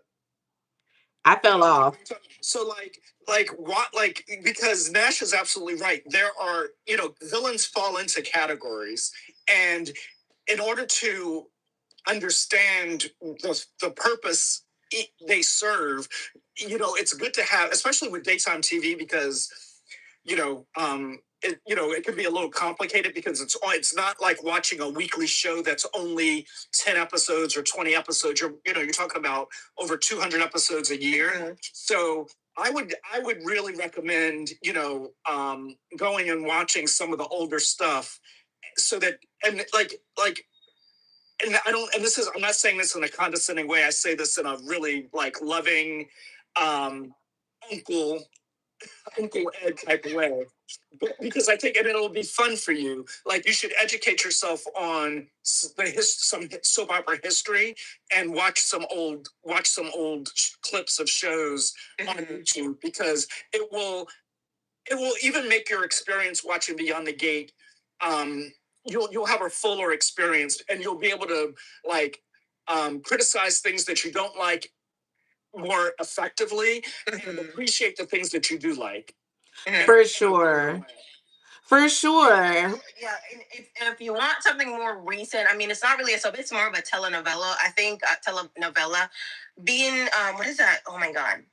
Being Jane or something like that. Mary Jane? No, it's a telenovela. It's on Netflix. Oh, I haven't seen it. She got pregnant by insemination. I'm gonna find it. Something being Jane. And if you watch that one, that's a more modern telenovela that will kind of paint. It has villains in it that will kind of give you an understanding of what soap opera world is like. Yeah. I want to know the name of that, because I like. Right, because I want to know too. But for sure, when it comes to the whole Haley situation, that's the biggest thing to understand. She is a karmic character. She's not there to she's not there to boost. Like she's not there to be liked or loved. And even when we talk about her, we're rooting for her. What is it called? Judah, maybe this isn't the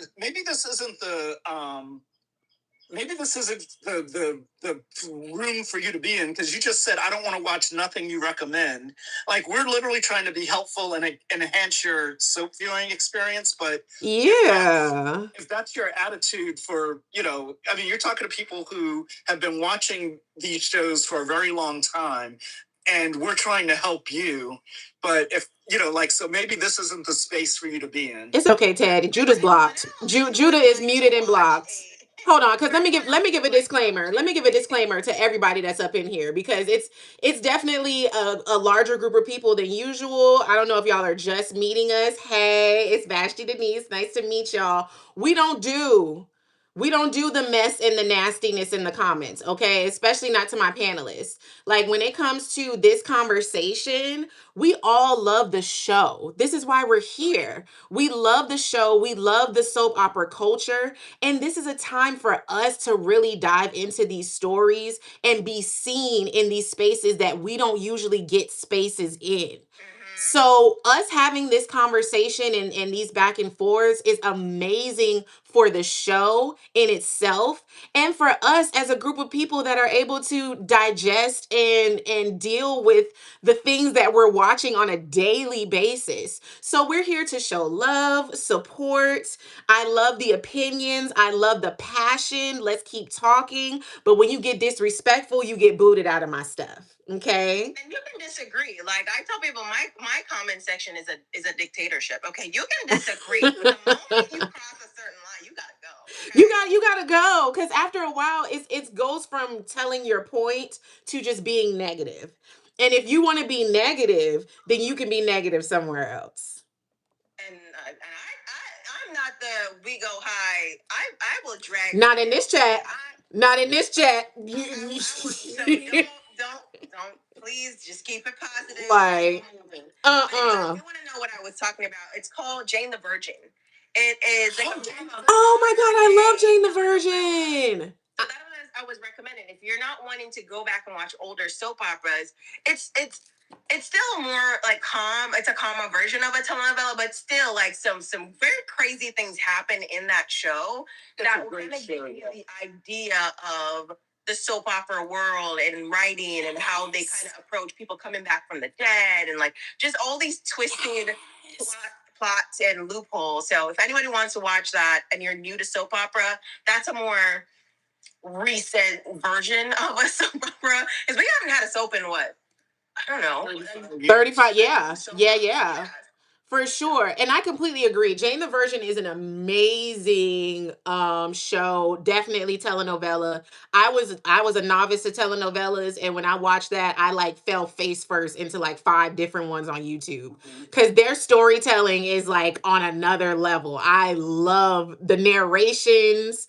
And that was one of the shows that actually had an amazing ending. A lot of shows don't get full circle moments. That show ended perfectly, in my opinion. Like if you're looking at something to binge, oh yeah, that's a good one. That's a good one for sure. Tap my screen, y'all. How do you somebody say how do you like the live? Just tap the screen, boo. Just keep tapping. Keep tapping. And send some love to my panelists too. Thank you. Yes. Keep sending love to my panelists. Cause I'm, still I'm kind of new to the soap opera game. I was deep into Young and the Restless when I was younger, with my grandmother and I. But Beyond the Gates, I've been in since day one, and it has captured me to where now we're here. If you look on my page, you can go back a year. I've been doing this for a year now. So it's like I love that we can get into these spaces and just like really dive in and sink our teeth into, what's going on with this. So I appreciate y'all. And let me tell you, I've watched, so from beginning to end, Loving, Santa Barbara, Generations, Sunset Beach, I didn't watch Passions all the way through. Like I watched it in the beginning and I kind of skipped in the middle and then I watched it towards the end. So I've watched a bunch of shows because I'm older than you guys. I've watched a bunch of shows from the two of you. I've watched a bunch of shows from beginning to end. And it is a very special thing. And now Beyond the Gates, it is a very special thing to be able to start a show from the beginning, and to fully understand who the characters are, their histories, the different plots that happen, and I think the reason why I get so passionate about Beyond the Gates, one is because this is the first time that we're seeing us, or supposed to be seeing us front and center. Not just getting a dab of Victoria Rowell or a dab of Angie and Jesse, on All My Children, but also because I've seen how other shows have not landed the plane. And have, Santa Barbara was another one I watched from beginning to end. And you see how how the original premise of the show shifts and the show completely falls apart. But those shows didn't have the benefit of social media. Yeah. It was like you could write letters and you could do all the things, and then eventually there was message boards. But by the time the message boards came around, like a lot of those shows that were on their way out were going to be on their way out. And I think what's really cool about what we're doing as a Beyond the Gates community as a whole is that we're getting on here daily, weekly, however, people are doing it. And we're talking about the show. And because the worst thing that could happen is we don't talk about the show. It just kind of exists. Yeah. And there's no engagement. And whether we're loving it or not liking some of the stuff that's going on, the fact that we're talking about it is the thing that gets measured, because Yes. it's like when you stop giving something oxygen, it dies. Yes, exactly. When we're so for the people in the comments, like the Judah person, we're not like we're saying be respectful, but also understand that this is something that collectively we're all coming in as a community to support, and we want the experience for everybody to be a positive one. Yes, for sure, for sure. And like I've seen in the comments a lot of people say, "Oh, like I'm so glad I found your live. No one's talking about this." We are. It's just it's not that many of us. And a lot of us don't have like the heavy following that a lot of live people, have. So make sure you follow everybody that's here. Follow me, follow Ed, follow Nash. There's people in the comments. There's Mika. There's Slick the God. There's Kayla. There's a lot of, good people that are having good takes on the show, and the more that we talk about it, the more they want to keep it going. We got approved for another 2 years. And I want this to keep going. Like, I want this show to be The Young and the Restless. Like. I just need them to go in the Oh, no, absolutely. Like I need the reins and go in this direction. Yeah. We need conflict. We need drama. We need climax. We need stories to climax. Yes. Like I need Bill to collapse yesterday, okay? I need Bill to really like that sugar water needs to kick in. If it ain't really do something, at least it need to spike his diabetes or something. Diabetes. Forget about Mona. Give Bill the Okay. Why Mona got the sugar? What did Mona do? Writers might need to start watching soap operas outside of the US to give them context that Black soap operas can be, because I talk about Generations all the time because I'm obsessed with, if you don't know, Generations is a South Africa soap opera. And they had plenty of seasons. 99.99% of their characters were Black. Granted, it was in English and Zulu, so you had to read the subtitles. But I grew up watching that. If you don't know, I'm from Jamaica. And so I grew up watching that in my home country. So I know what a Black soap opera can look like. I know what they were unaliving people. They were kidnapping people in that show. They were doing. Listen, Generations did not hold back when it came to conflict. They did not hold back at all when it came to Generations. So I think they need to just like watch and like. I mean, in Jamaica we had a soap opera, our own soap opera called Royal Palm Estate. Very controversial. It's a Jamaican soap opera. Very controversial though, because the main characters were Caucasian Jamaican, so we also have that problem there too. But I just feel like they need to look outside of just the US and see that, hey, Black people can drive story. Black characters can have conflict. You don't have to make them stereotypical. You know what I mean? Like you can have powerful Black people in a show.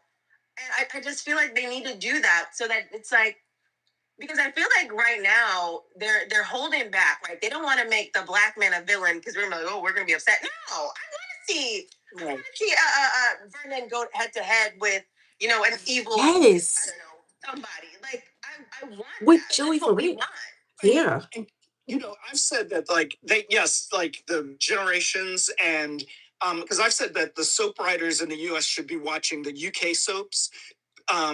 Because one, they do a really good job generally. They have their flubs too. They're not perfect. But they do a really good job with gay characters in general. Like, and they have them of all, like they have young, older, like, one Emmerdale has like a senior citizen, like a woman who's, you know, just late in life. She came out late in life, but they're really good with the queer community, but they're also like they have, you know, Emmerdale had a they have black villains.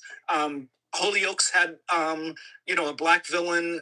You know, so they're not afraid of, you know, that kind of stuff. Yeah. And they also are good. They're also good at telling stories like, you know how the US had this thing about like, oh, the stories have to be young, like, you know, the characters driving stories have to be young. They have to be youth driven. Over in the UK, you've got, you know, like 40, 50, 60, 70-year olds driving stories. Yeah. And they're good story, like they're good, and it's not like, oh, I'm going through menopause, or I'm going through, you know, like they do, like they, like two of the shows have done prostate cancer, you know, and those characters aren't like old, they're like in their 50s.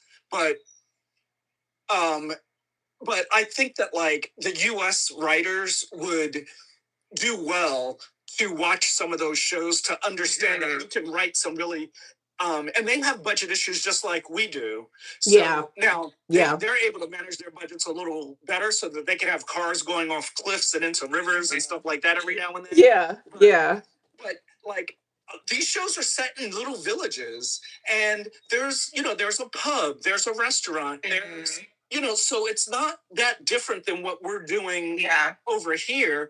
They're just telling these, you know, bigger, exciting stories. And some of these shows have been on 40, you know, 40. It's not like they're new. Yeah. Falling back on the writing. Like, I'm sorry, but you can have one show set in one scene. If you have good writing, I am sat every single. I don't care if the show is only in the country club, where all of it takes place in Vernon and Anita's living room. If the writing is good and the stories are good, we're gonna come and we're gonna watch it. Especially if you make it make sense as to why they're in the living room or why they're in the country club. I don't care. Well, yeah. Back in the day, when, you know, soaps were new, they literally were in somebody's kit. Like the sets were, they had like 3 sets: the kitchen, the living room. They, you know, they weren't showing bedroom stuff. No. So it was like the kitchen, the living room, and maybe, you know, like space. You know, where they got together. It wasn't a whole lot. Like they weren't using like a ton of sets. Yeah. And the scenes were long, so people were, and I know like attention spans are different and everything, but like you would literally have people sitting at a kitchen table having a conversation about, you know, there's something distant about Bill and our marriage, and I just don't know what to do. And and that'll be the episode. That conversation will be the episode. Yeah. And so it is, you're absolutely right. Like it is possible, as long as the story, it all comes down to the story and the characters, and making sure that you're not writing the plot to drive the characters, you're writing the characters to drive the plot. Yes, and that's so real. They need to really flesh out these characters.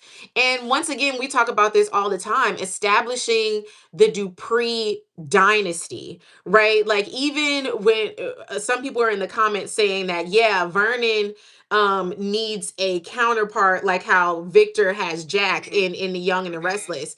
And I think a lot of that comes from us not having much business established in this show as well. Like, Vernon Dupree is a retired senator and Anita is a retired singer. But where's the money coming from, right? I know they got old money, but they're doing something. Like they mention the Dupree Foundation once in a while. Like they need a dynasty to where they can now have something to go up against, you know, someone else. We talked about bringing in the Belle Claires, you know, bringing in and once again, I'm hoping that in the rebuilding of the country club, we get to meet these OG people, you know, these families that built the country club, that are saying like, oh, okay, now that we have to rebuild, it's not just a Vernon thing, it's a Fairmont Crest, to where all of the big hard hitters come out, and then we can get some real conflict. You know, we're just going to turn the show on one day and the country club's going to be rebuilt. Dang it. Dang it. They were in the locker room today. They were in the gym. They were in the gym. I was just hoping that maybe the gym. Built. I was hoping that the gym was on the other side, like where Natalie and Naomi were when they were watching the tornado. I'm like, maybe the gym was on that side of the Somebody mentioned when I was talking about, limited set, only using a few sets, somebody said, oh, you're reminding me of Ryan's Hope.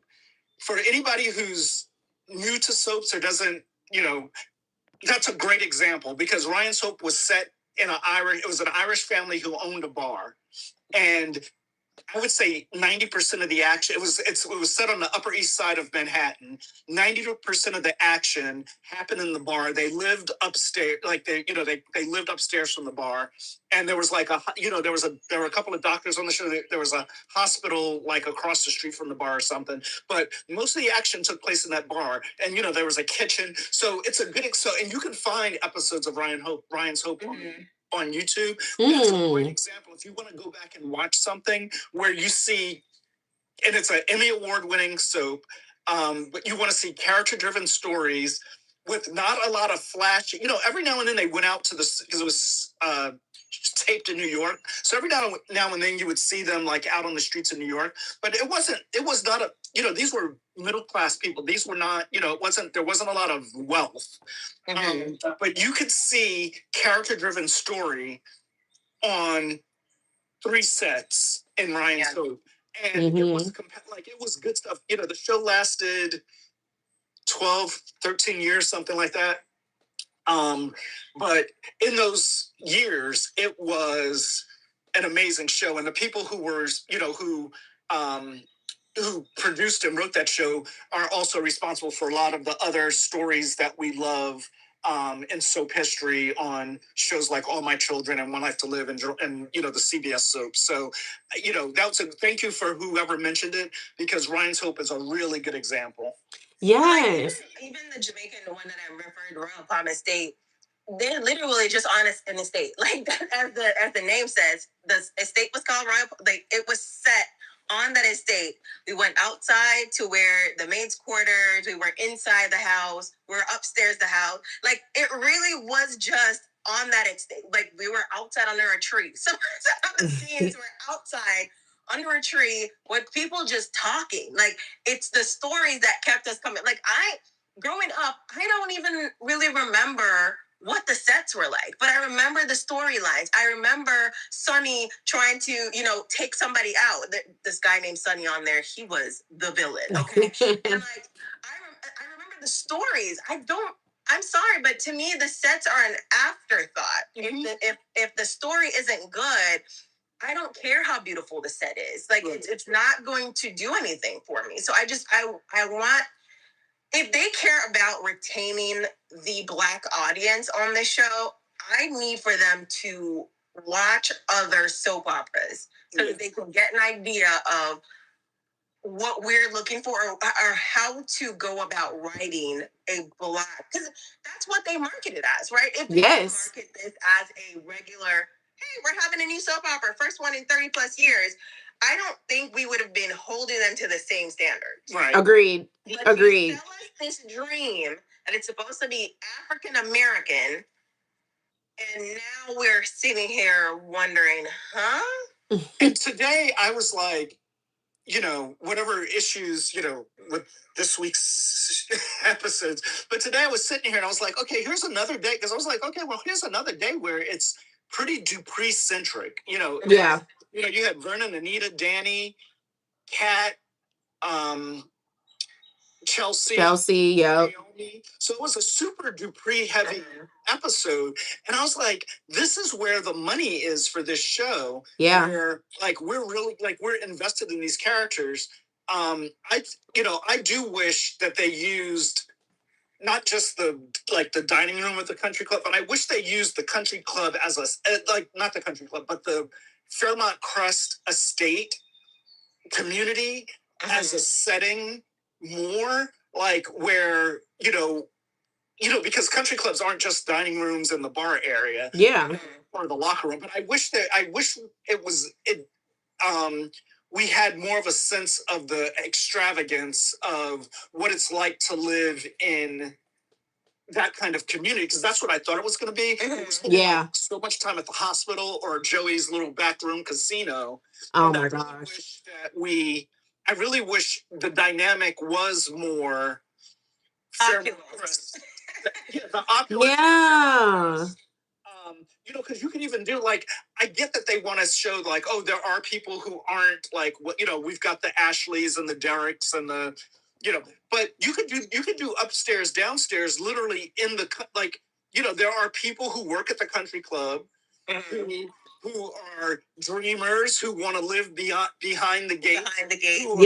Who are targeting a Dupree, who are targeting, a Bella Claire to try to marry so that they can no longer have to fold towels in the gym. Right. Somebody said, where's the courtroom? Exactly. Where's the courtroom? We got so many lawyers and not one courtroom.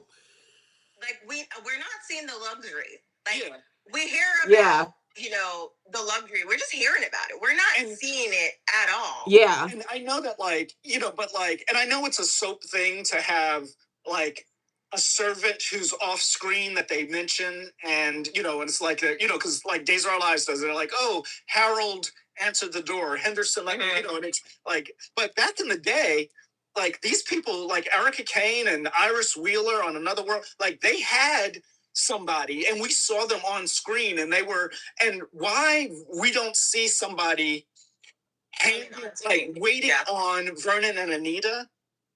No, facts. Bringing Vernon and Anita their tea and making sure and saying, oh, this, your doctor's appointment is scheduled. Why we don't have somebody, because what's her name? Jan.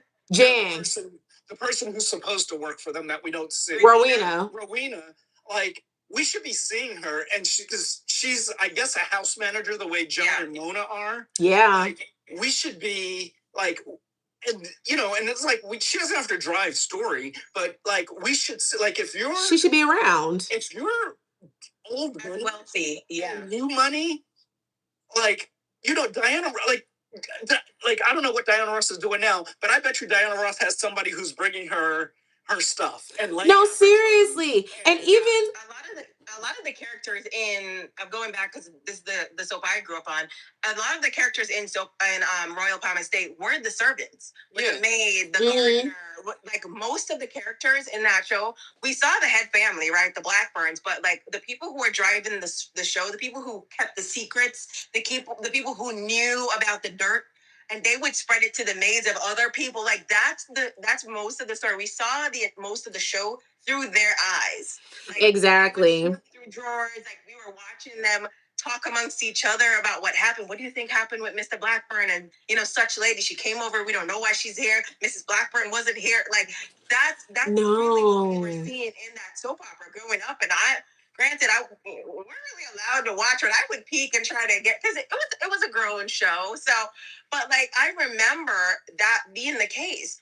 So, I mean, even if they only have 4 servants or whatever you want to call them, maids, helpers, whatever, we can still have them on screen having dialogue and being able, like, it would be awesome if, Danny, instead of confiding in Vanessa, I don't know why, would have had a house manager who she confides in. Absolutely. And all the house managers come together and they do a little gossip, right? Yeah. They chit chat about that amongst themselves. And Jan, she's very nosy already. So like, I feel like that would really give us a sense of, and then we would feel like, okay, we belong with the housekeepers or the house managers. We're a part of that clique or that crew as viewers. And you know what? I agree with you. Even bringing it, even in that moment of when we thought that Ted and Sharon were having an affair, Vernon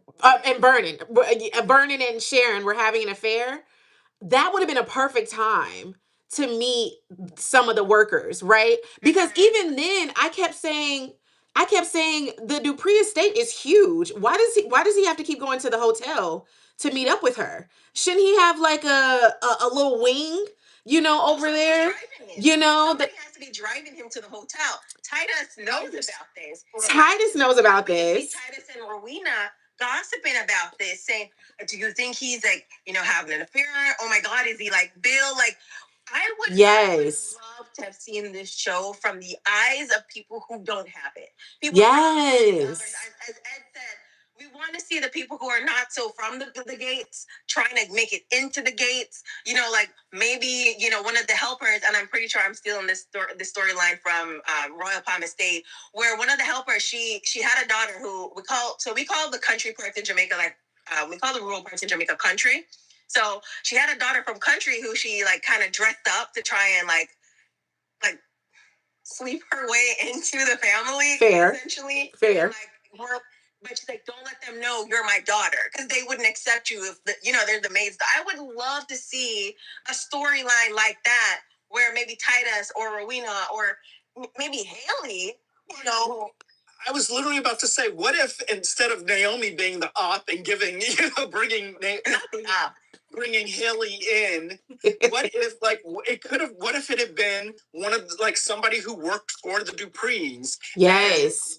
And they were like, oh, I've got your next target because Vernon and Anita's Dupree youngest daughter is in this marriage and he cheats on her, and so that it won't be that hard for you, and I can get you in here because we're losing a assistant. We're losing. Yes. Kind of how kind of the Eva.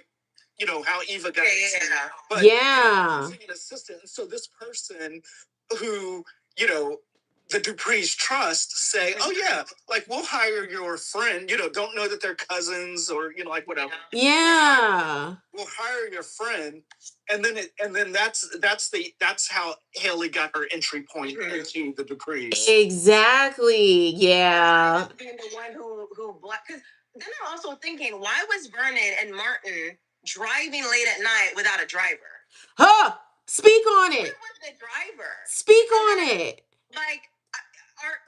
I'm trying to figure out, if they were coming back from something, election, Congress person related, something political, they would not be driving themselves. Vernon, as a former senator, even after they retire, they still have some sort of security detail. Yes. Even if it's one person, that even if it's a private hire, right? The government may not issue them, they're not a president, so they wouldn't get a government issued team. Right. Yeah. Most of them hire a private security company because they are still public figures in a sense, right? Exactly. So why were they alone to the point where they had to defend themselves? Why were they alone to the point where they're having to change a tire? It's yeah, which is why, and they don't play into it enough, which is why it was so taboo for people to believe that Victor was gone before that tornado hit. That's what money does. That helicopter and that pilot were waiting with those things rolling while he was giving that speech. That's what money does. And the other thing, going back to the Vernon and Martin thing, is why were they why didn't they have a driver? Whoa, why didn't Martin had security now? Why didn't he have security then? Exactly. And I mean, this is an even worse situation. You're driving in the middle of the night, you don't even know where you're going. You're leaving an event. I do remember they were leaving an event. So even then, why I mean, that timeline still is because they switched, because when they did the flashback, they were saying it. So the show premiered in 2025. They said it happened on the road 2 years ago. So 2023, which means Martin would have, I guess, already. But yeah, because they were saying, but now they're saying he's a first term congressman. But in the flashback, he was talking to constituents. Mm-hmm. He was retelling a story to Vernon about talking to a constituent. Yeah. But he would have only been elected in November of 2024 if he's a first term congressman. Exactly. So that timeline is all messed up.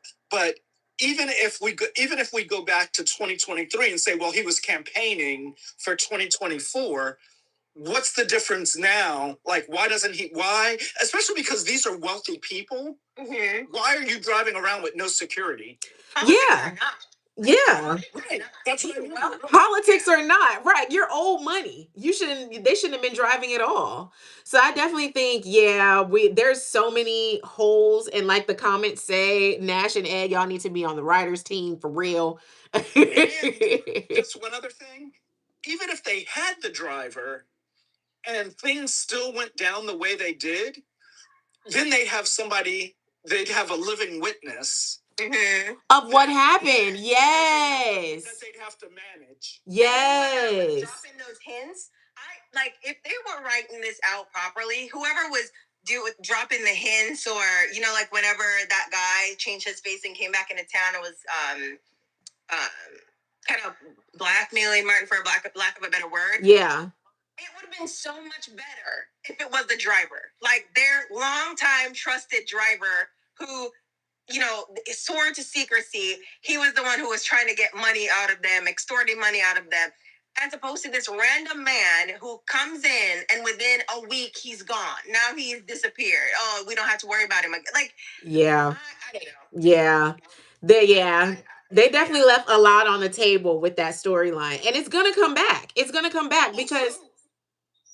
I'm sorry, go ahead. Oh, no, I was just saying it's going to come back because he is going to run for Senate now that he's run Congress.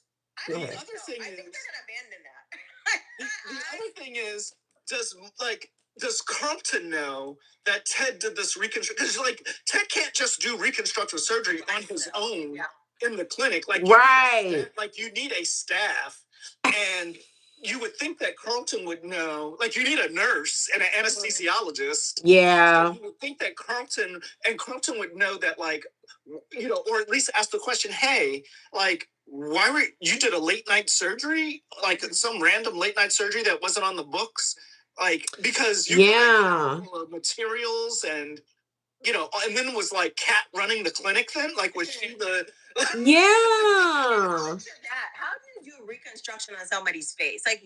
When you get plastic surgery, you don't just get up and you're out of the hospital in a day, right? They have to see you again to make sure the swollenness go down, everything's right. How do they not know what that guy looks like? You guys didn't take a picture, a photograph, so that everybody, Ted knew. Ted, because when Ted walked in the country club, he saw him. That's how Ted was what made Ted go over to Bill's office, because he was I recognized the face that I did. How do they not circulate that picture amongst the family for to know who this is? There's so much loopholes. I need for them to buy some cement and fill those in for us, because it's too much. Oh you're right, because they should have it's just they should have known what he looks like. And also even when you listen to Rosie O'Donnell or Kathy Griffin talk about their facelifts, and how you get the surgery, but then you go into they go into these secret recovery centers. Yeah. Because because you're nobody, they don't want anybody to know that they had the facelift until they're ready, and blah blah blah, or if they want people to know at all. And so he would have had to go to a recovery center. And you're right, because Ted would have had to go and check on him and post up. You got to make sure everything's draining. And especially if if Martin beat the hell out of him, and if he had to have major reconstructive surgery that he doesn't look like what he used to look like, then his recovery was probably months long. Yeah. Or they shipped him out of wherever they sent him to, wherever he ended up going. In the first place, if you're such a wealthy family, and because I'm rewatching Scandal. I love Scandal, by the way. I'm rewatching for so good. There's no way. I'm just thinking about a black powerful man, and I don't know if anyone's I'm pretty sure a lot of people seen Scandal. I'm thinking about Eli Pope. Yeah. There's no way there's a threat to his family, and they beat this man, right? I'm not giving you facial reconstruction. I am ending you, right? I am ending you, and I'm putting you to a place where you can't come back to haunt my family. You are giving this man facial reconstruction, a whole new life. This person who can essentially bring down your entire generational wealth and all the credibility of your family. Like that just does not sit right with me as to why that would be the case. And why aren't they tracking him? To know right. that, like, if this guy has your biggest secret, and he's just out in the world, just out in the wind. And the other thing, though, that remember, I don't know if you guys remember this, but I think it was like the first week of Beyond the Gates when Bill, like, kind of blackmailed. Well, he did blackmail Vernon and Anita about coming to the wedding. Coming to the wedding, yeah. And Vernon and Anita both they said they had a line of dialogue like, "We have so many other secrets that Bill knows." Yeah. Hey, you wanna maybe like tell some of those stories? What's in on the joke? Like, right. Because then it'll really hone in on who Vernon really is. Like, and I've said this a bunch of times. Joey talks all the time about how Vernon is a big player and how the Duprees have so much power. Vernon has so much power. That's outside of him being a politician. Like, I do want to know what was all this stuff that Bill has to clean up, to the point where even Bill is like, well, y'all kind of made me the henchman. Like, I didn't come in this way, but I ended up being this way because y'all needed me for all of the chaos. Like, what did they do? You know? Buried. Like, let us like take us, and it doesn't even have to be all flashbacks. And I think they might be worried that they're gonna have to hire new actors to play like the younger versions. Mm-hmm. No, like catch us up by just dialogue, like just Yeah. between Vernon and Anita or Vernon and Bill, and then bring the past into the present. Like just like how we had the threat of Martin's secret coming out, bring the past into the present. Like as you said, with the rebuilding of the country club, even though the country club clearly is already rebuilt. Yeah. These other families come together and maybe, they're enemies now. They were friends at one point. Vernon maybe used to cover up stuff for them, or something happened and Bill had to get involved where he had to cover up stuff, and like now they're no longer, close as they used to be. Bring us into that now with a storyline where we can see these families going head to head, or maybe coming together against a mutual enemy. Maybe there is a threat in town, and please let it not be Joey and his sister. Joey and his sister are not generational wealth. They're not old money. They can't be the nemesis or the rivals for the Duprees. Like, exactly. It doesn't make sense. We need someone who's of the same caliber, whether they were a judge, or maybe they're a senator or some kind of politician, or whatever the case is. We need, someone said, like Victor and Jack. Like, we need someone on the same level that's going to drive story, and we can see a good back and forth tennis. I want to see a tennis match. Yes. One person going. I want to see where, because sometimes we were rooting for Victor. Sometimes we were rooting for Jack. Sometimes we were rooting for none of them. We wanted both of them to, Yes. Whatever. Sometimes I was rooting for the kids. Like, yeah, Nick, take over. Listen, Victor has an Abbott heart. Right. And still is trying to bring down the Abbott family. Right. I forgot all about that. That's so true. That's so true.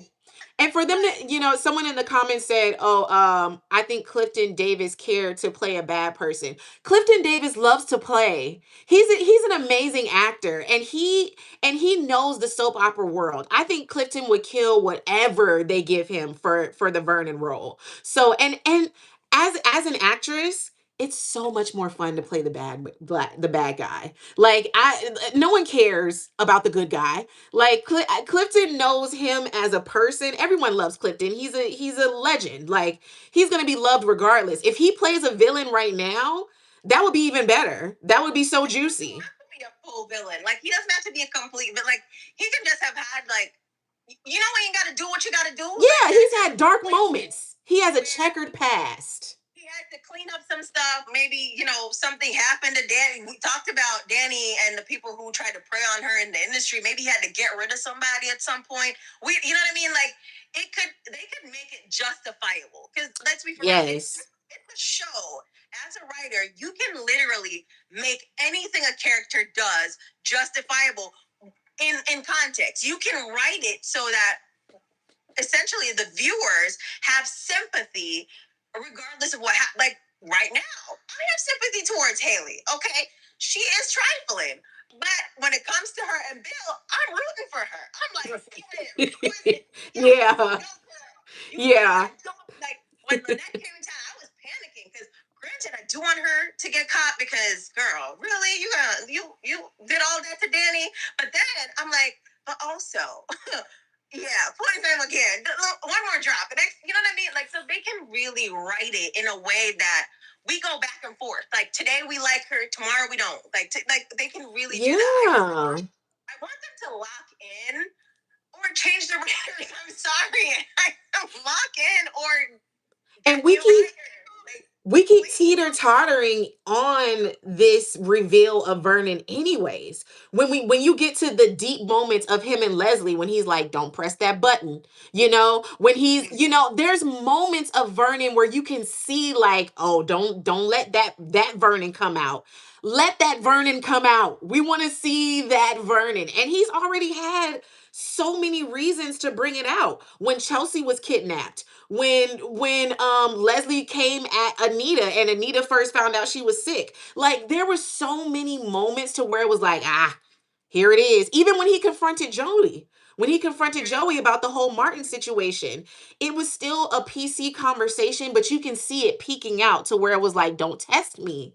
Don't make me go back to the old Vernon. We want to see the old Vernon. And come to talk about that. Let's talk. And this is why I'm so frustrated about how wealth is being portrayed on this show. Chelsea was kidnapped, and Kat was the one to solve the case. Like, where is the? I'm calling in all my connections. I'm getting, again. Let's talk about, not a soap opera, but Scandal. When Olivia got kidnapped, we're calling in the troops. We're doing okay.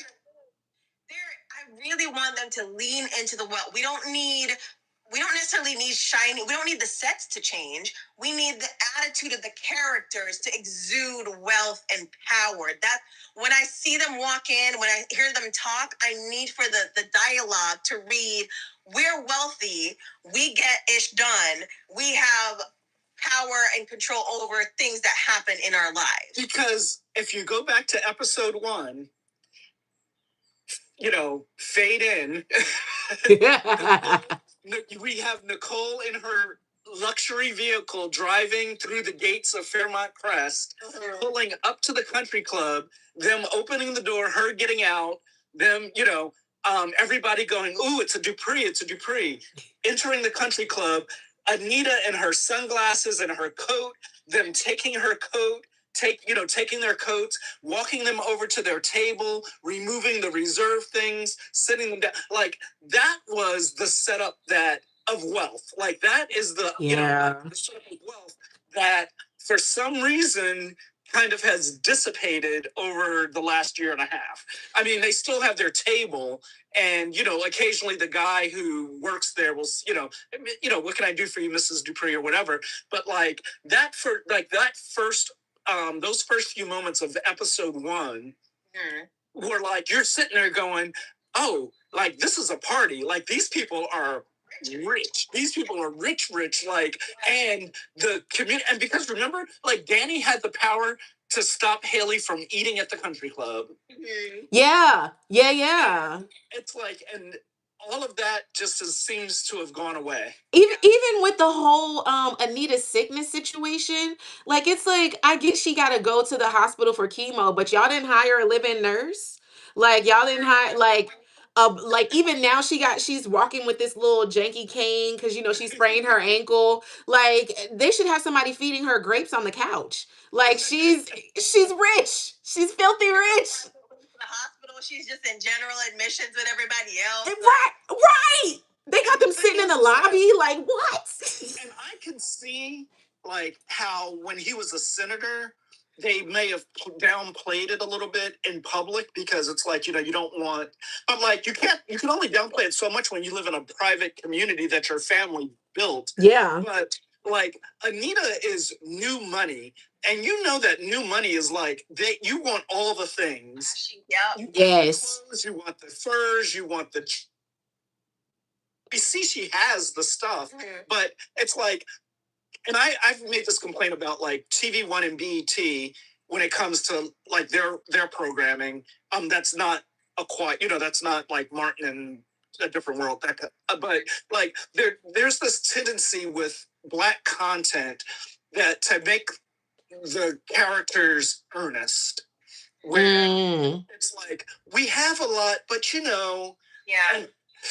we don't want to show it, and we're just thankful, and it's like, yeah, there are some people like that, but like dynasty attitude. Yeah, I was about to say, because that still gives new money. Like Dupree's supposed to be old money. Like and if you think about like celebrities now, like if you put like who is the Anita Dupree of today, who like Beyonce, like if you think of Beyonce, like there are probably people like I'm not gonna like feeding her grapes. Yes. Like, yes. She was able to go on a diet of nothing but apples and crackers because there was a person that only bought apples and crackers that was sitting right next to her all doggone day. She's not going to the grocery store. No. Exactly. Had to come out and disclose her diagnosis because somebody would have, because she only did that because she didn't want anybody out her situation. Right. Yeah. It would have never been in that.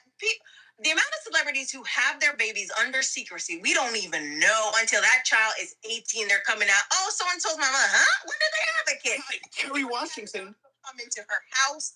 Kerry Washington is a great example. She got married and had kids, and we had no clue. No clue. Some people still to this day don't even realize her husband is her husband. Like Facts. Queen Latifah got married, and they have a whole son chilling, and we were like, when did this happen?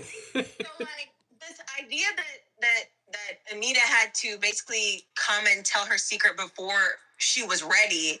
As such a wealthy person, a doctor should have been visiting her house. Like they should have been able to bring all of this to her outside of like the actual surgery. Exactly. Yeah, because she could have done. I mean, theoretically, she could have done chemo at home. Yeah. Technically, yeah. They would have had a whole medical room for her. They would have just brought, Yeah. Nurse. They would have had because that's the other thing. Like they would have had an oncology nurse, not Ashley, but an oncology nurse. Oh my gosh. At the estate, like, and doing her treatments and then doing her aftercare to make, like when she was vomiting and getting the chills, and like she, and she wouldn't have been on the couch having the chills. Oh my God. Because even in a super king size bed. Yes. Even with that, where it's like, calling Ted, hey, can you help us out? She would have been had somebody there giving her an IV. Like, they should have had a personal family doctor. Yes. Let's be for real. Like Ted is a plastic surgeon. Nicole is a psychologist. They're doctors, but they're not family medicine. They're not like, they should have had an on-call doctor. That's their go-to person in the family that comes in and does all the things. Exactly. Hire a wealth advisor or somebody who can come in and say, and I think we talked about that the last time we were on here, where they could say this is not how they would have approached it, like just so we can get that opulence. Because if we can get that, and then we can start working on the characters themselves and start driving stories. Yeah. I told you because you're supposed to watch it. You said you'd watch Succession.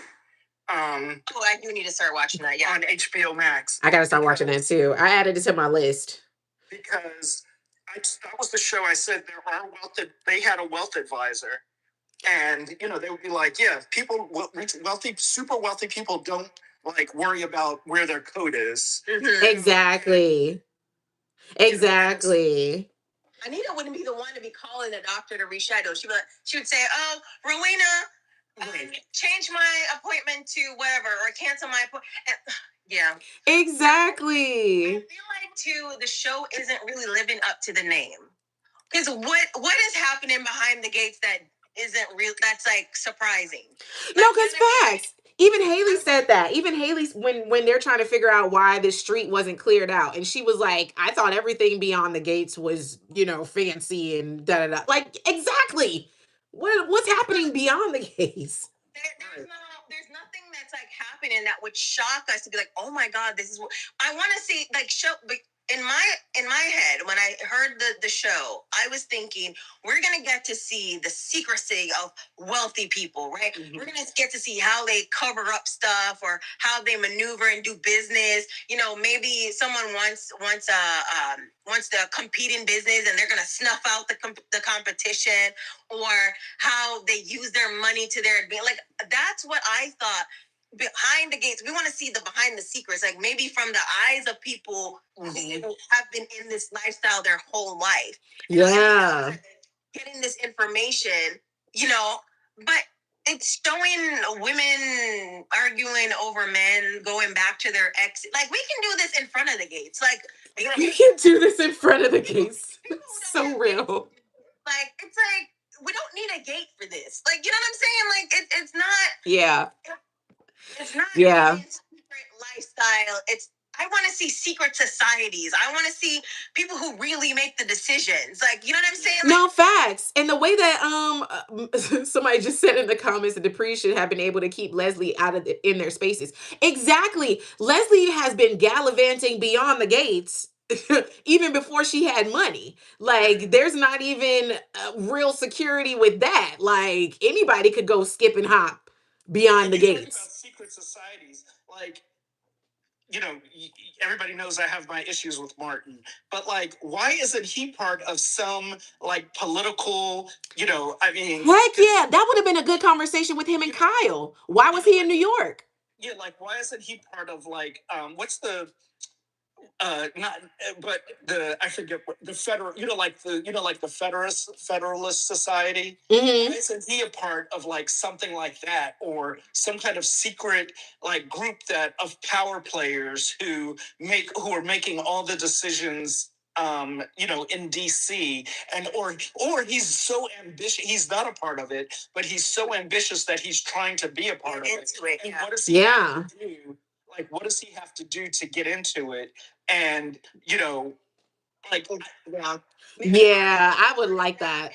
Or maybe Vernon is those societies tend to run on legacy. Maybe Vernon was a part of that, and they're trying to get him into it, right? Yeah. And at some point, they had to rely on the society to cover up something. For example, unaliving that man, and now they're having to repay the society, like something along the lines. Facts. Things that regular people don't deal with. Regular people have baby daddies. Regular people have, arguments with baby mamas. Regular people, sleep with multiple men. Like, the stories they're giving us, regular people problems. I'm sorry, I need rich people. That's what I want to see. Yeah.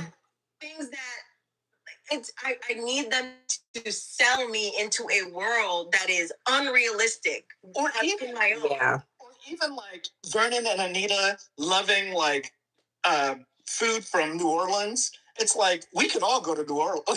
That should be a weekly thing. But where's the Dominique Devereaux? This champagne is burnt. Or giving a lecture about caviar, or it's like, but yes, it needs to be elevated to that level. Not like, I just love some crawfish. We can get. Find out that they went to New Orleans and talked to a hoodoo doctor, and that's why they have the wealth they have. Like, they're having to pay back. Yeah. Like, I don't know. Like, give me something that's like, maybe they're having, tributes that they have to, that's why they go to New Orleans very often. They're having to make deals with some sort of other spiritual, advisors. Like, give me something. Yeah. Like, also, I want it to be tied again. I keep saying this, as a Black person that's not African American, I want the African American experience. I want history from Africa. Like and I don't see it. Like I watch Generations again. They speak in Zulu. They lean heavily into their culture in South Africa. That's what I want for this show. I don't want this generic. Oh, they're just rich Black people. I feel like they're missing the mark. They can really lean into it. Like why, as you said, why are they so obsessed with New Orleans? Like there is a rich African American history in New Orleans. Like talk about that. Like the Mardi Gras hats and the paper thing, that was cute, but like it's not really. I remember when shows used to teach us something. That's what I'm trying to really draw at. I remember when you learned a lot from shows, and I don't think we're learning anything right now. And it's not doing what I think they thought it was going to do. And even in the midst of that, they want us to believe the richness of the legacy. I mean, we've gone through all of this with the cotillion and everything with the Fairmont crest and how Samantha doesn't belong because it's so deeply, rooted in the history. So tell us the history. Give us some insight. So we've definitely been at this for a minute, which I love. Thank you guys so much for everybody that's in the comments, everybody that's still here. I know people are like, you should do this more. We're trying, y'all. Okay, we have full lives. This is a lot, but it's amazing that we get to have these conversations. I do want to end on a present and future note. So one of the main questions that I want to know, we didn't talk much about Andre in the present state, and I've seen a lot of comments about it. Do you guys think that he will find out about the infidelity with Bill and Danny? And if so, how do you think that will go? And you go first, because y'all already know how I feel about Andre. Well, I feel about Andre too. So I think that there's a part of me that, given like what's transpired the last couple of days, I feel like I'm like, well, maybe this secret's gonna come out sooner rather than later. But then I remember that we learned that Haley was a scammer in like September, and we're not that far from September. Yeah. Yeah. But I do think that I think part of the reason why Bill and Danny slept together really wasn't about a Bill and Danny reunion. It really is the vehicle to get Andre and Ashley back. Oh God! I won't say back together, but together. It's been and as upset as I was at yesterday's episode, I would have been more upset if Ashley was in it. I'm gonna be real honest with you. She's still on bereavement. Like, I'm just gonna, as bad as yesterday was, I'm gonna tell you, if Ashley was in it, I would have called it quits. Like, I would have been like, you know what, that's it. So I am praying to the soap opera gods that they don't have to get back together. Like, everyone doesn't have to have a couple. People can be single in the show. And I feel like they need to understand that. People can be single. Andre can be single. He can be off to New York as he usually is. He's usually not here anyways. Like, he doesn't need a relationship. Like, his character doesn't benefit from a relationship. Like it's okay to be a wealthy playboy. Like, I would enjoy watching that. Yeah. I agree. I definitely think Danny's demons are eating her up from the inside out. She can't even sleep. So I think there's gonna be some type of confession, honestly. Do you think Danny's gonna confess? I think even if she doesn't tell the whole truth, I think something's gonna spill out. Cause I mean, she's not even. Remember today, he was like, girl, you woke me up. Like, I've been sitting here, you've been tossing and turning since the tornado. What are we gonna do about this? There's some type of anxiety that's happening. And honestly, I want them to break up. I want to see Andre Playboy. Like, even when he had options back then, we still didn't see Playboy Andre like they try to make it seem. And he got a lot of skeletons in his closet. I'm still waiting for whoever he got pregnant in Paris to come knock on the door and say, hey, this your baby. I think one, Danny's going to get pregnant. I think she's not going to know who the father is. Yep. He's not gonna know who the father is. I don't know who she's gonna run to. God, I wish they would stop bringing in Vanessa. Like, Vanessa's not a friend. No hate to the actor. This is no hate to. The character just doesn't do it for me. I don't know who she's gonna run to. I hope she I think at some point she's gonna get a paternity test. She's gonna try and sneak to get a paternity test. At some point, Bill is gonna find out that she's pregnant before Andre does. My goodness. To me, I think I would be way more interested if he finds out. He can't, because Bill can't contain himself. He's not as slick as he thinks he is. Like, he's not very good at it, right? I think at some point, either he's gonna let it slip, or I don't know. I would want Haley to find out as well. Ooh.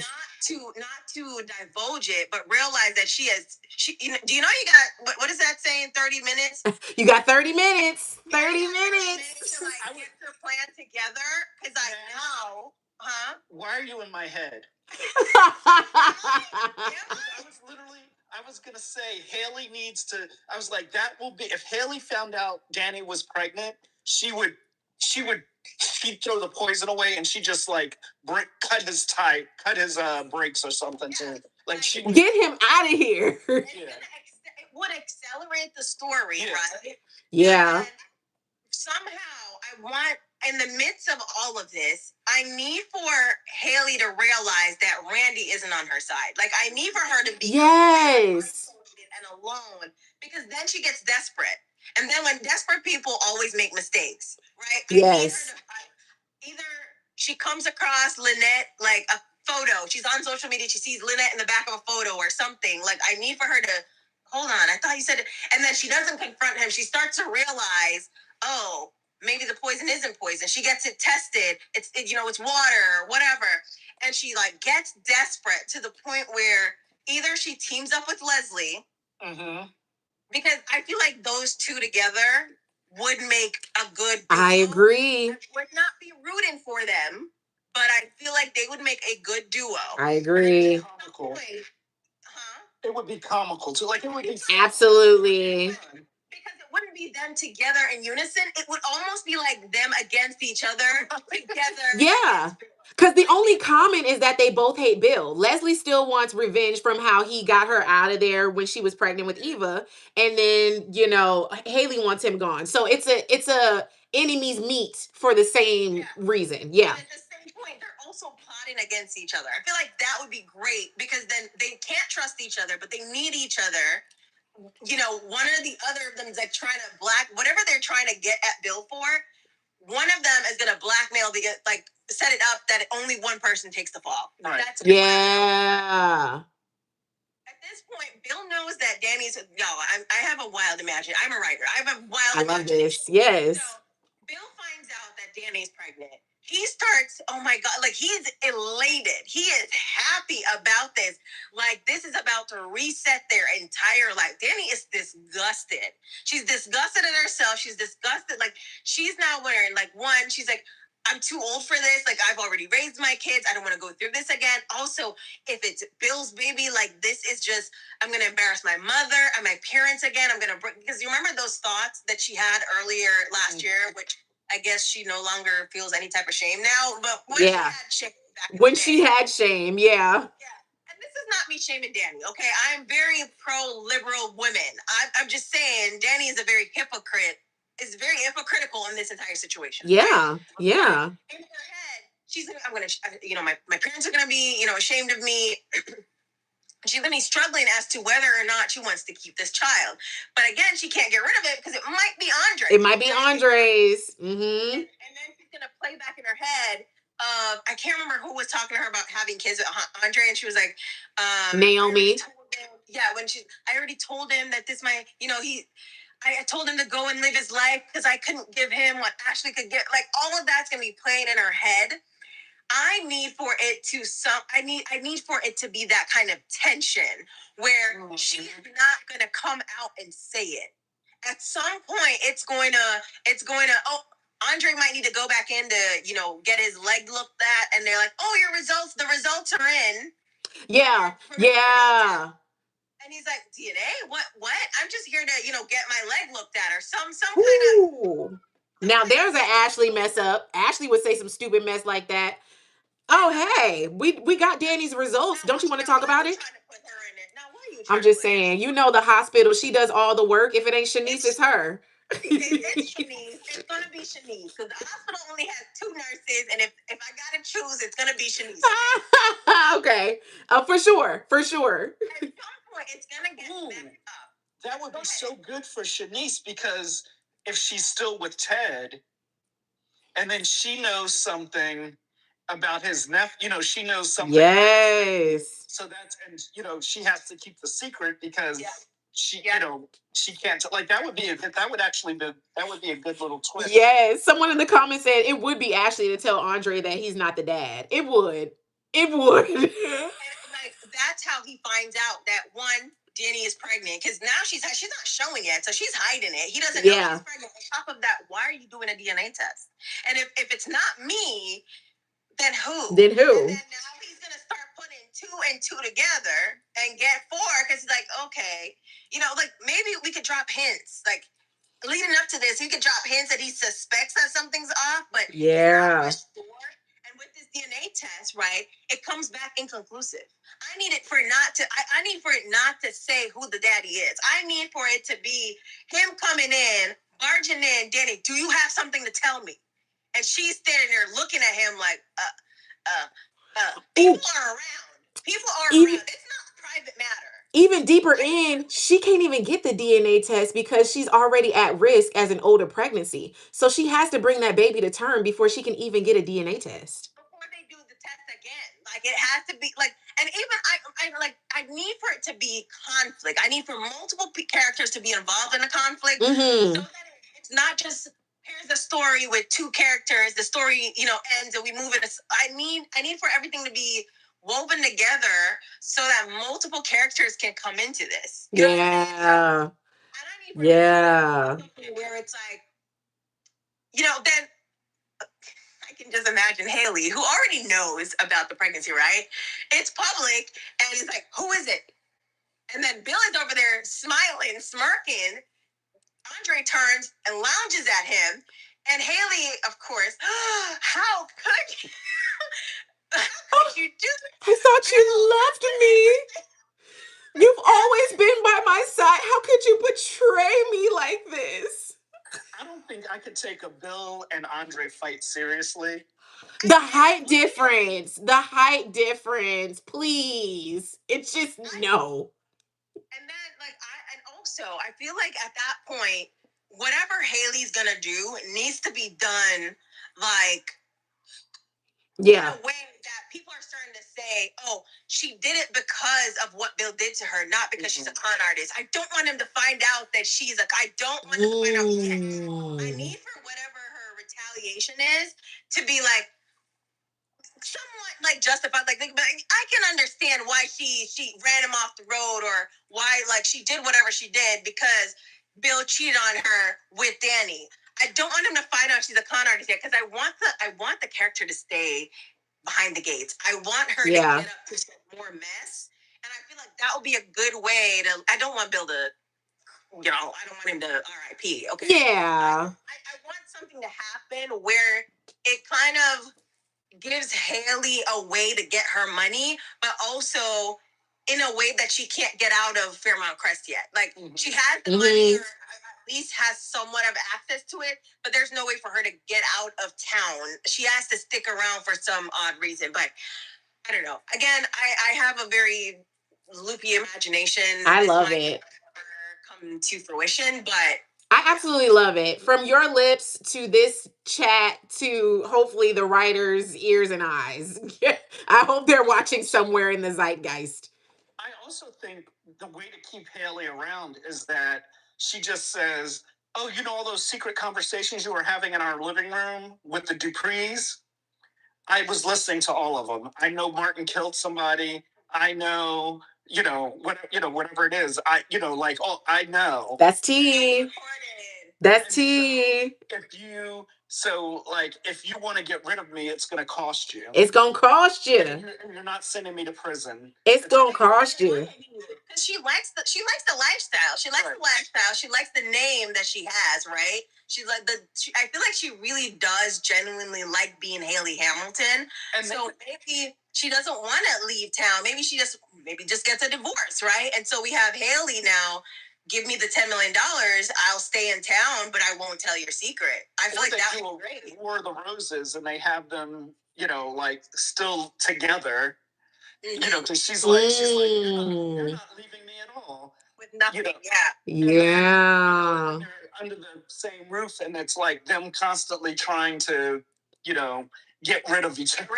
Get rid of each other. No, that's real, because at the end of the day, now her narrative shifts. Because once she actually comes to terms with the fact that she does like being Haley Hamilton, because Randy has called her out on it multiple times, even on the conversation with Lynette a few times, where she was like, "Girl, you're comfy. Like, why are you playing? You know you like this role. Like, I don't even know why you playing this game." I can definitely see her switching the narrative of being his widow to being his the sad Mrs. Hamilton. Like, you ran me through the mud, so even if I take this name somewhere else, I'm still respected and revered in these spaces. I can totally see that happening for sure. Yeah. I would love for them to keep her around. Again, I don't know if the writers are in here. I don't know if the executives are in here. Okay, if you go to my YouTube, this whole live is being posted, so y'all, they can go back and watch. They can go back and watch. It's mostly me and the voice. Okay, yes, but you look good. Please, what you talking about? But no, I really need for them to. I want for them to tell us interesting stories. They can sell us on a potato being a Dupree if they can write it. No, like, I'm being 100% serious. Like, they can really it's a new show. Yeah. Right? They can create whatever world they want. It is new. It's a fresh child. Like, you're teaching it basically what you want it to become. And I think they're using it, but they're not using it in the way that we want them to. Because they're using it in a way to rewrite stories that have already happened and like change things that we saw with our own eyes, when they could literally just propel the story in directions that would, interest us. It'd be interesting. Yeah. That's it. Just keep us intrigued. Keep the storyline going. Actually develop the characters. Give us more depth. Give us more range. And I mean, we got the time now. We've been approved for 2 more years. So why Nicole keeps going. Tell us where Nicole keeps going. Like, why is she I mean, seriously. I thought they hired Shanice's aunt to run the hospital. At this point, Nicole's running it. Why is she the one in all the admin meetings? Like, yeah, no, they have not by her daughter's bedside. Like, exactly. Okay, last comments, guys. Oh, okay, I was just gonna say, I think they have to figure out what each character wants, and then answer the question why. Why do they want it? And then I think once because I mean, maybe they know, but I think, like, if they did that exercise again, a year and a half out, and just seeing how people have been reacting to the show and reacting to the characters, and they kind of like zero base it and say, okay, we're going to take each character and what does Danny want, or what what does Nicole like? Because I really think they need to do this with Nicole as well. Like, absolutely. Really Nicole. Like, what does Nicole want? And really, really think about, like, what does Nicole want, and why does she want it? And then once you can answer those 2 questions, then it moves into a story. Yeah. And how do we get her? Yeah. Then how do we get her to move towards the thing that she wants? Facts. Character map. I think that's what to where they can like see what would overlap. Like, how can this character support this character get their goal? How do people start to overlap and connect with each other so that it really seems like this is a functional world? Like, I think they're missing the world part of it. Like, beyond the gates, in and of itself is a world. Like, we need to buy into the world of Beyond the Gates, and the characters need to act accordingly for the world. Like, you're selling us an opulent world, you're selling us this powerful world, but the characters aren't acting according to what the structure of the world is. And so, as you said, I really do think, Ed, they need to go back to that drawing board and do the exercise. Yeah. Because here's the, and not to like, because, you guys know how I feel about Ashley, but think about a girl who grew up. You remember when Anastasia called her the maid's daughter at the fundraiser when she got built down? Mm-hmm. Imagine a girl growing up watching her mother work as the house manager, whatever they call them, for this wealthy family. Ashley never. 2025 was the first time she ever got to, even though she's a friend of Naomi's, but never got to go to a Winterfest. Never got to go to one. This thing. Ashley should have grown up saying, "I'm never like, I want this. I want this world." And that should have been her motivation. I think it would have made her a more interesting character. And so then, if she was really interested in Andre, that's the why. Mm-hmm. Why she's interested in Andre, because she wants to be a part of this world, and he's her entry point to it. Yeah. Yes. Fall in love with Derek and Grayson. Ugh. Right. Oh, Right. yeah, just completely left field. But I agree. I totally agree. This conversation was great, guys. I appreciate y'all. Y'all always talk me off the ledge, to be honest. Like, I feel like when I get on here, I be boiling, and then we get through it. This is why we have these conversations, because you be watching. It's mutual, because today I was like, I might be disappointing a lot of people because I'm about 2 seconds, because I'm the type of person, again, I love TV. I write TV shows. I love television. I love film. I love the art of creating. And so it frustrates me when I see things that have potential. And I'm the type of person, I will watch 4 seasons of a show and give up. I'm like, no. So I'm not the type of person like, oh, I already, watched all these seasons. I'm already dedicated now. I am a show quitter, okay? I am a show quitter. I will get to the last season of a show, and the way how, like, for example, we get to season 8, and we have a season 9, and season 8 didn't end the way I wanted it to. I will not watch season. I quit a lot of shows like that. I quit 911. I quit Will Trent. Oh, 911 had one time to give me a heart attack, and I was out. I have a show that I quit that I will not talk about because I might get my black card revoked. But I quit a lot of shows, and so, like, this is doing for me what it's doing for you. Because, like, today, I was like, I don't know how much longer. I don't know how much longer I can take. That's where I was yesterday. That's where I was. And I could, to the point where I couldn't even go live yesterday. I had to wake up this morning and say, okay, let's do it today. Because also they were going wild in my comments, and I was like, I'm not gonna do that. And for me, curiosity kills the cat. So I'll watch it until I can't deal with it anymore. And then I'll wait for the show to end, and I'll watch the last season to see what happens. And then if it's great, then I'll go back. But it's for a soap opera, I have so much leeway, just because I know, like, it takes time to establish things, and, like, I want this to be around for so long. But they got close. They got close with me. At the end of last week, I said it to a few people. If Kat ain't open her eyes, I was gonna turn off my TV for good. I think I have less. I think I'm the opposite. Because of the soap, I have less tolerance because they have more time to tell me the story and make me buy into it than a regular TV show. That's true. Unfortunately, now TV shows are not 20 episodes anymore, or 30 episodes a season anymore.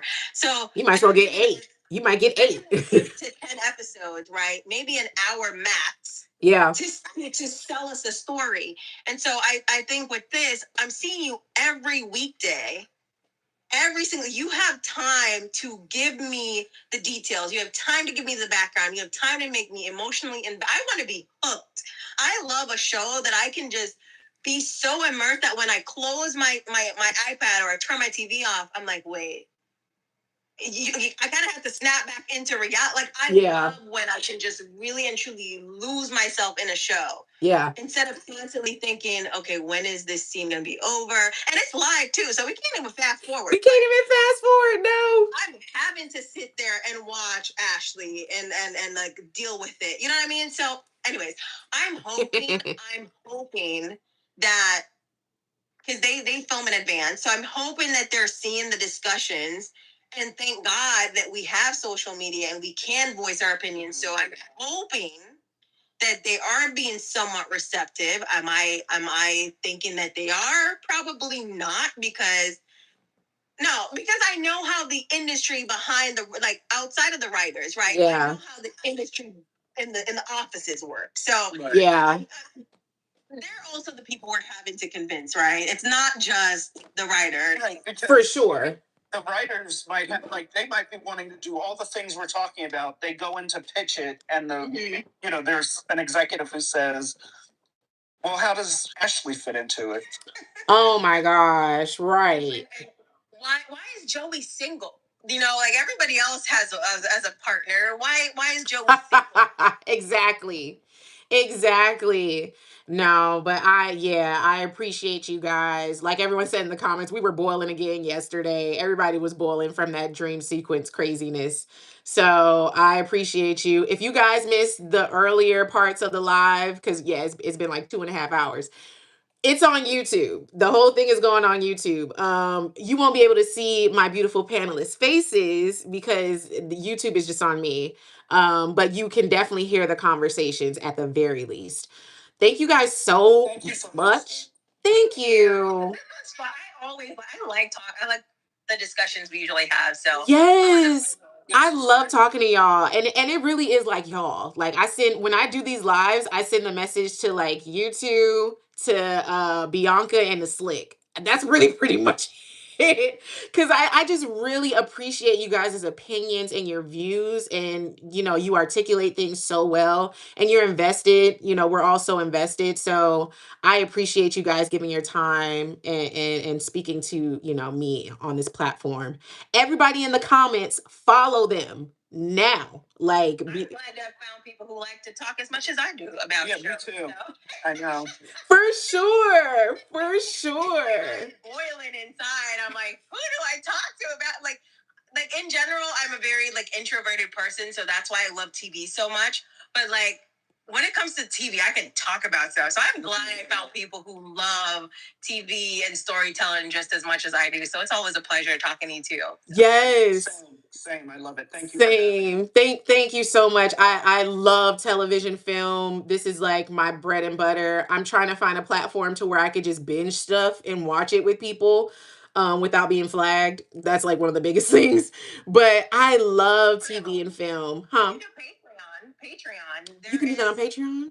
Yeah, so there's a YouTube that I follow called Sin Pals. They watch different movies and TV show. Right now I'm rewatching Scandal with them. That's exactly how I want to do it. They put clips on their YouTube of them watching, but they slice it up for like YouTube. It's like right. They'll watch 4 episodes or 3 episodes in one YouTube video. It's like an hour and a half or maybe 2 hours sometimes. And then on their Patreon, they have the full version of them watching the show and giving commentary throughout the show in between episodes. So that's what I want to do. And what was the name of their group? I'll send it to you. I think it's called. Yeah, send me that page, please. I just found them last week, and they're doing Scandal for the first time, which is like hilarious to me that people are still being introduced to Scandal. And so yes, I'm virgin, but I'll send it to you.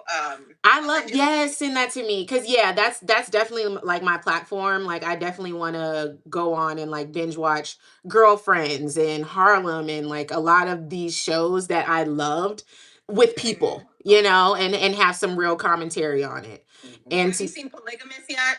No, there's so many shows that I'm not watching because I want to do that. I'm like, if I can't do that, then I need to figure out how to do reviews on it. I'm only like 4 episodes in. Oh, I binged the entire thing in one day. Like I believe it. 26 hours in one day. I sat down and I went to sleep. But when I went to after I went to sleep and I got up I think it's like it wasn't from like day to day. Like it wasn't from like morning to morning. It was more like afternoon to the next afternoon. So I went to bed. Okay. When I got up, I just completed the rest of it. Like I was hooked and also traumatized. I love that. I love that. I'm definitely, it's on my list. I won't give away any spoilers, but yeah. Well, you might see. Well, y'all keep an eye out. I might be on Patreon watching that in the coming days. I gotta get back on that. I gotta get myself together because I watched it over the weekend and then Beyond the Gates messed me up so badly yesterday that I couldn't watch any. Like I was like, let me just watch some Dateline and move on with my life. That's so real. And right now I'm watching Love Island in real time too. So that's taking up my nights.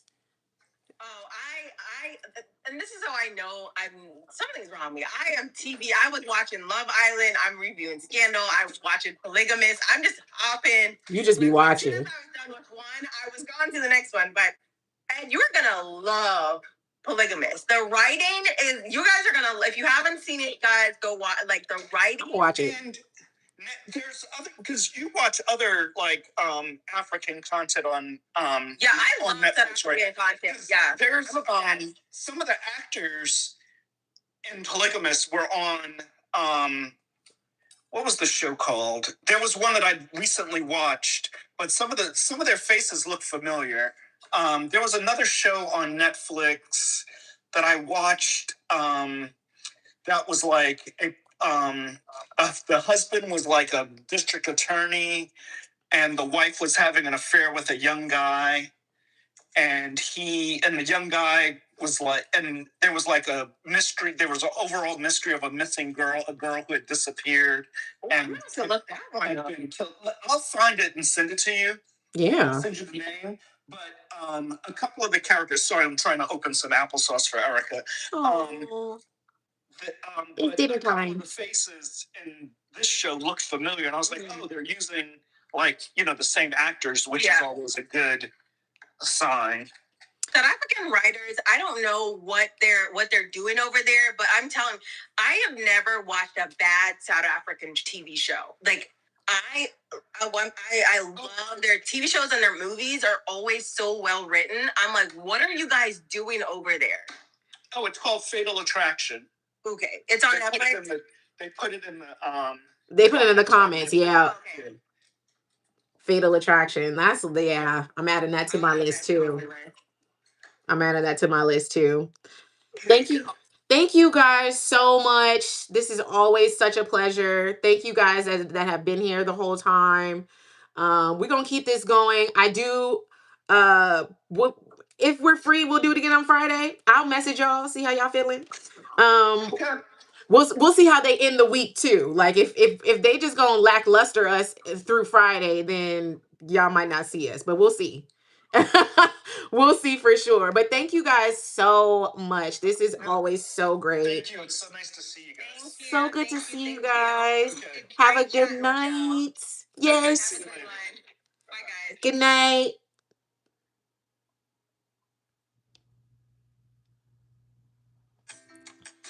Thank you guys over here so much. That's the reward. Thank you guys so much for watching. For the people who hung with me, thank you guys so much. Veronica, if you're still here, Elsbin, Rhonda, thank you guys so much for being here. I really appreciate it. I will be doing this more, like I said, and these lives are being posted on my page. So if you haven't seen the previous ones, you can go on and watch. And I'll see you guys next time. Good night.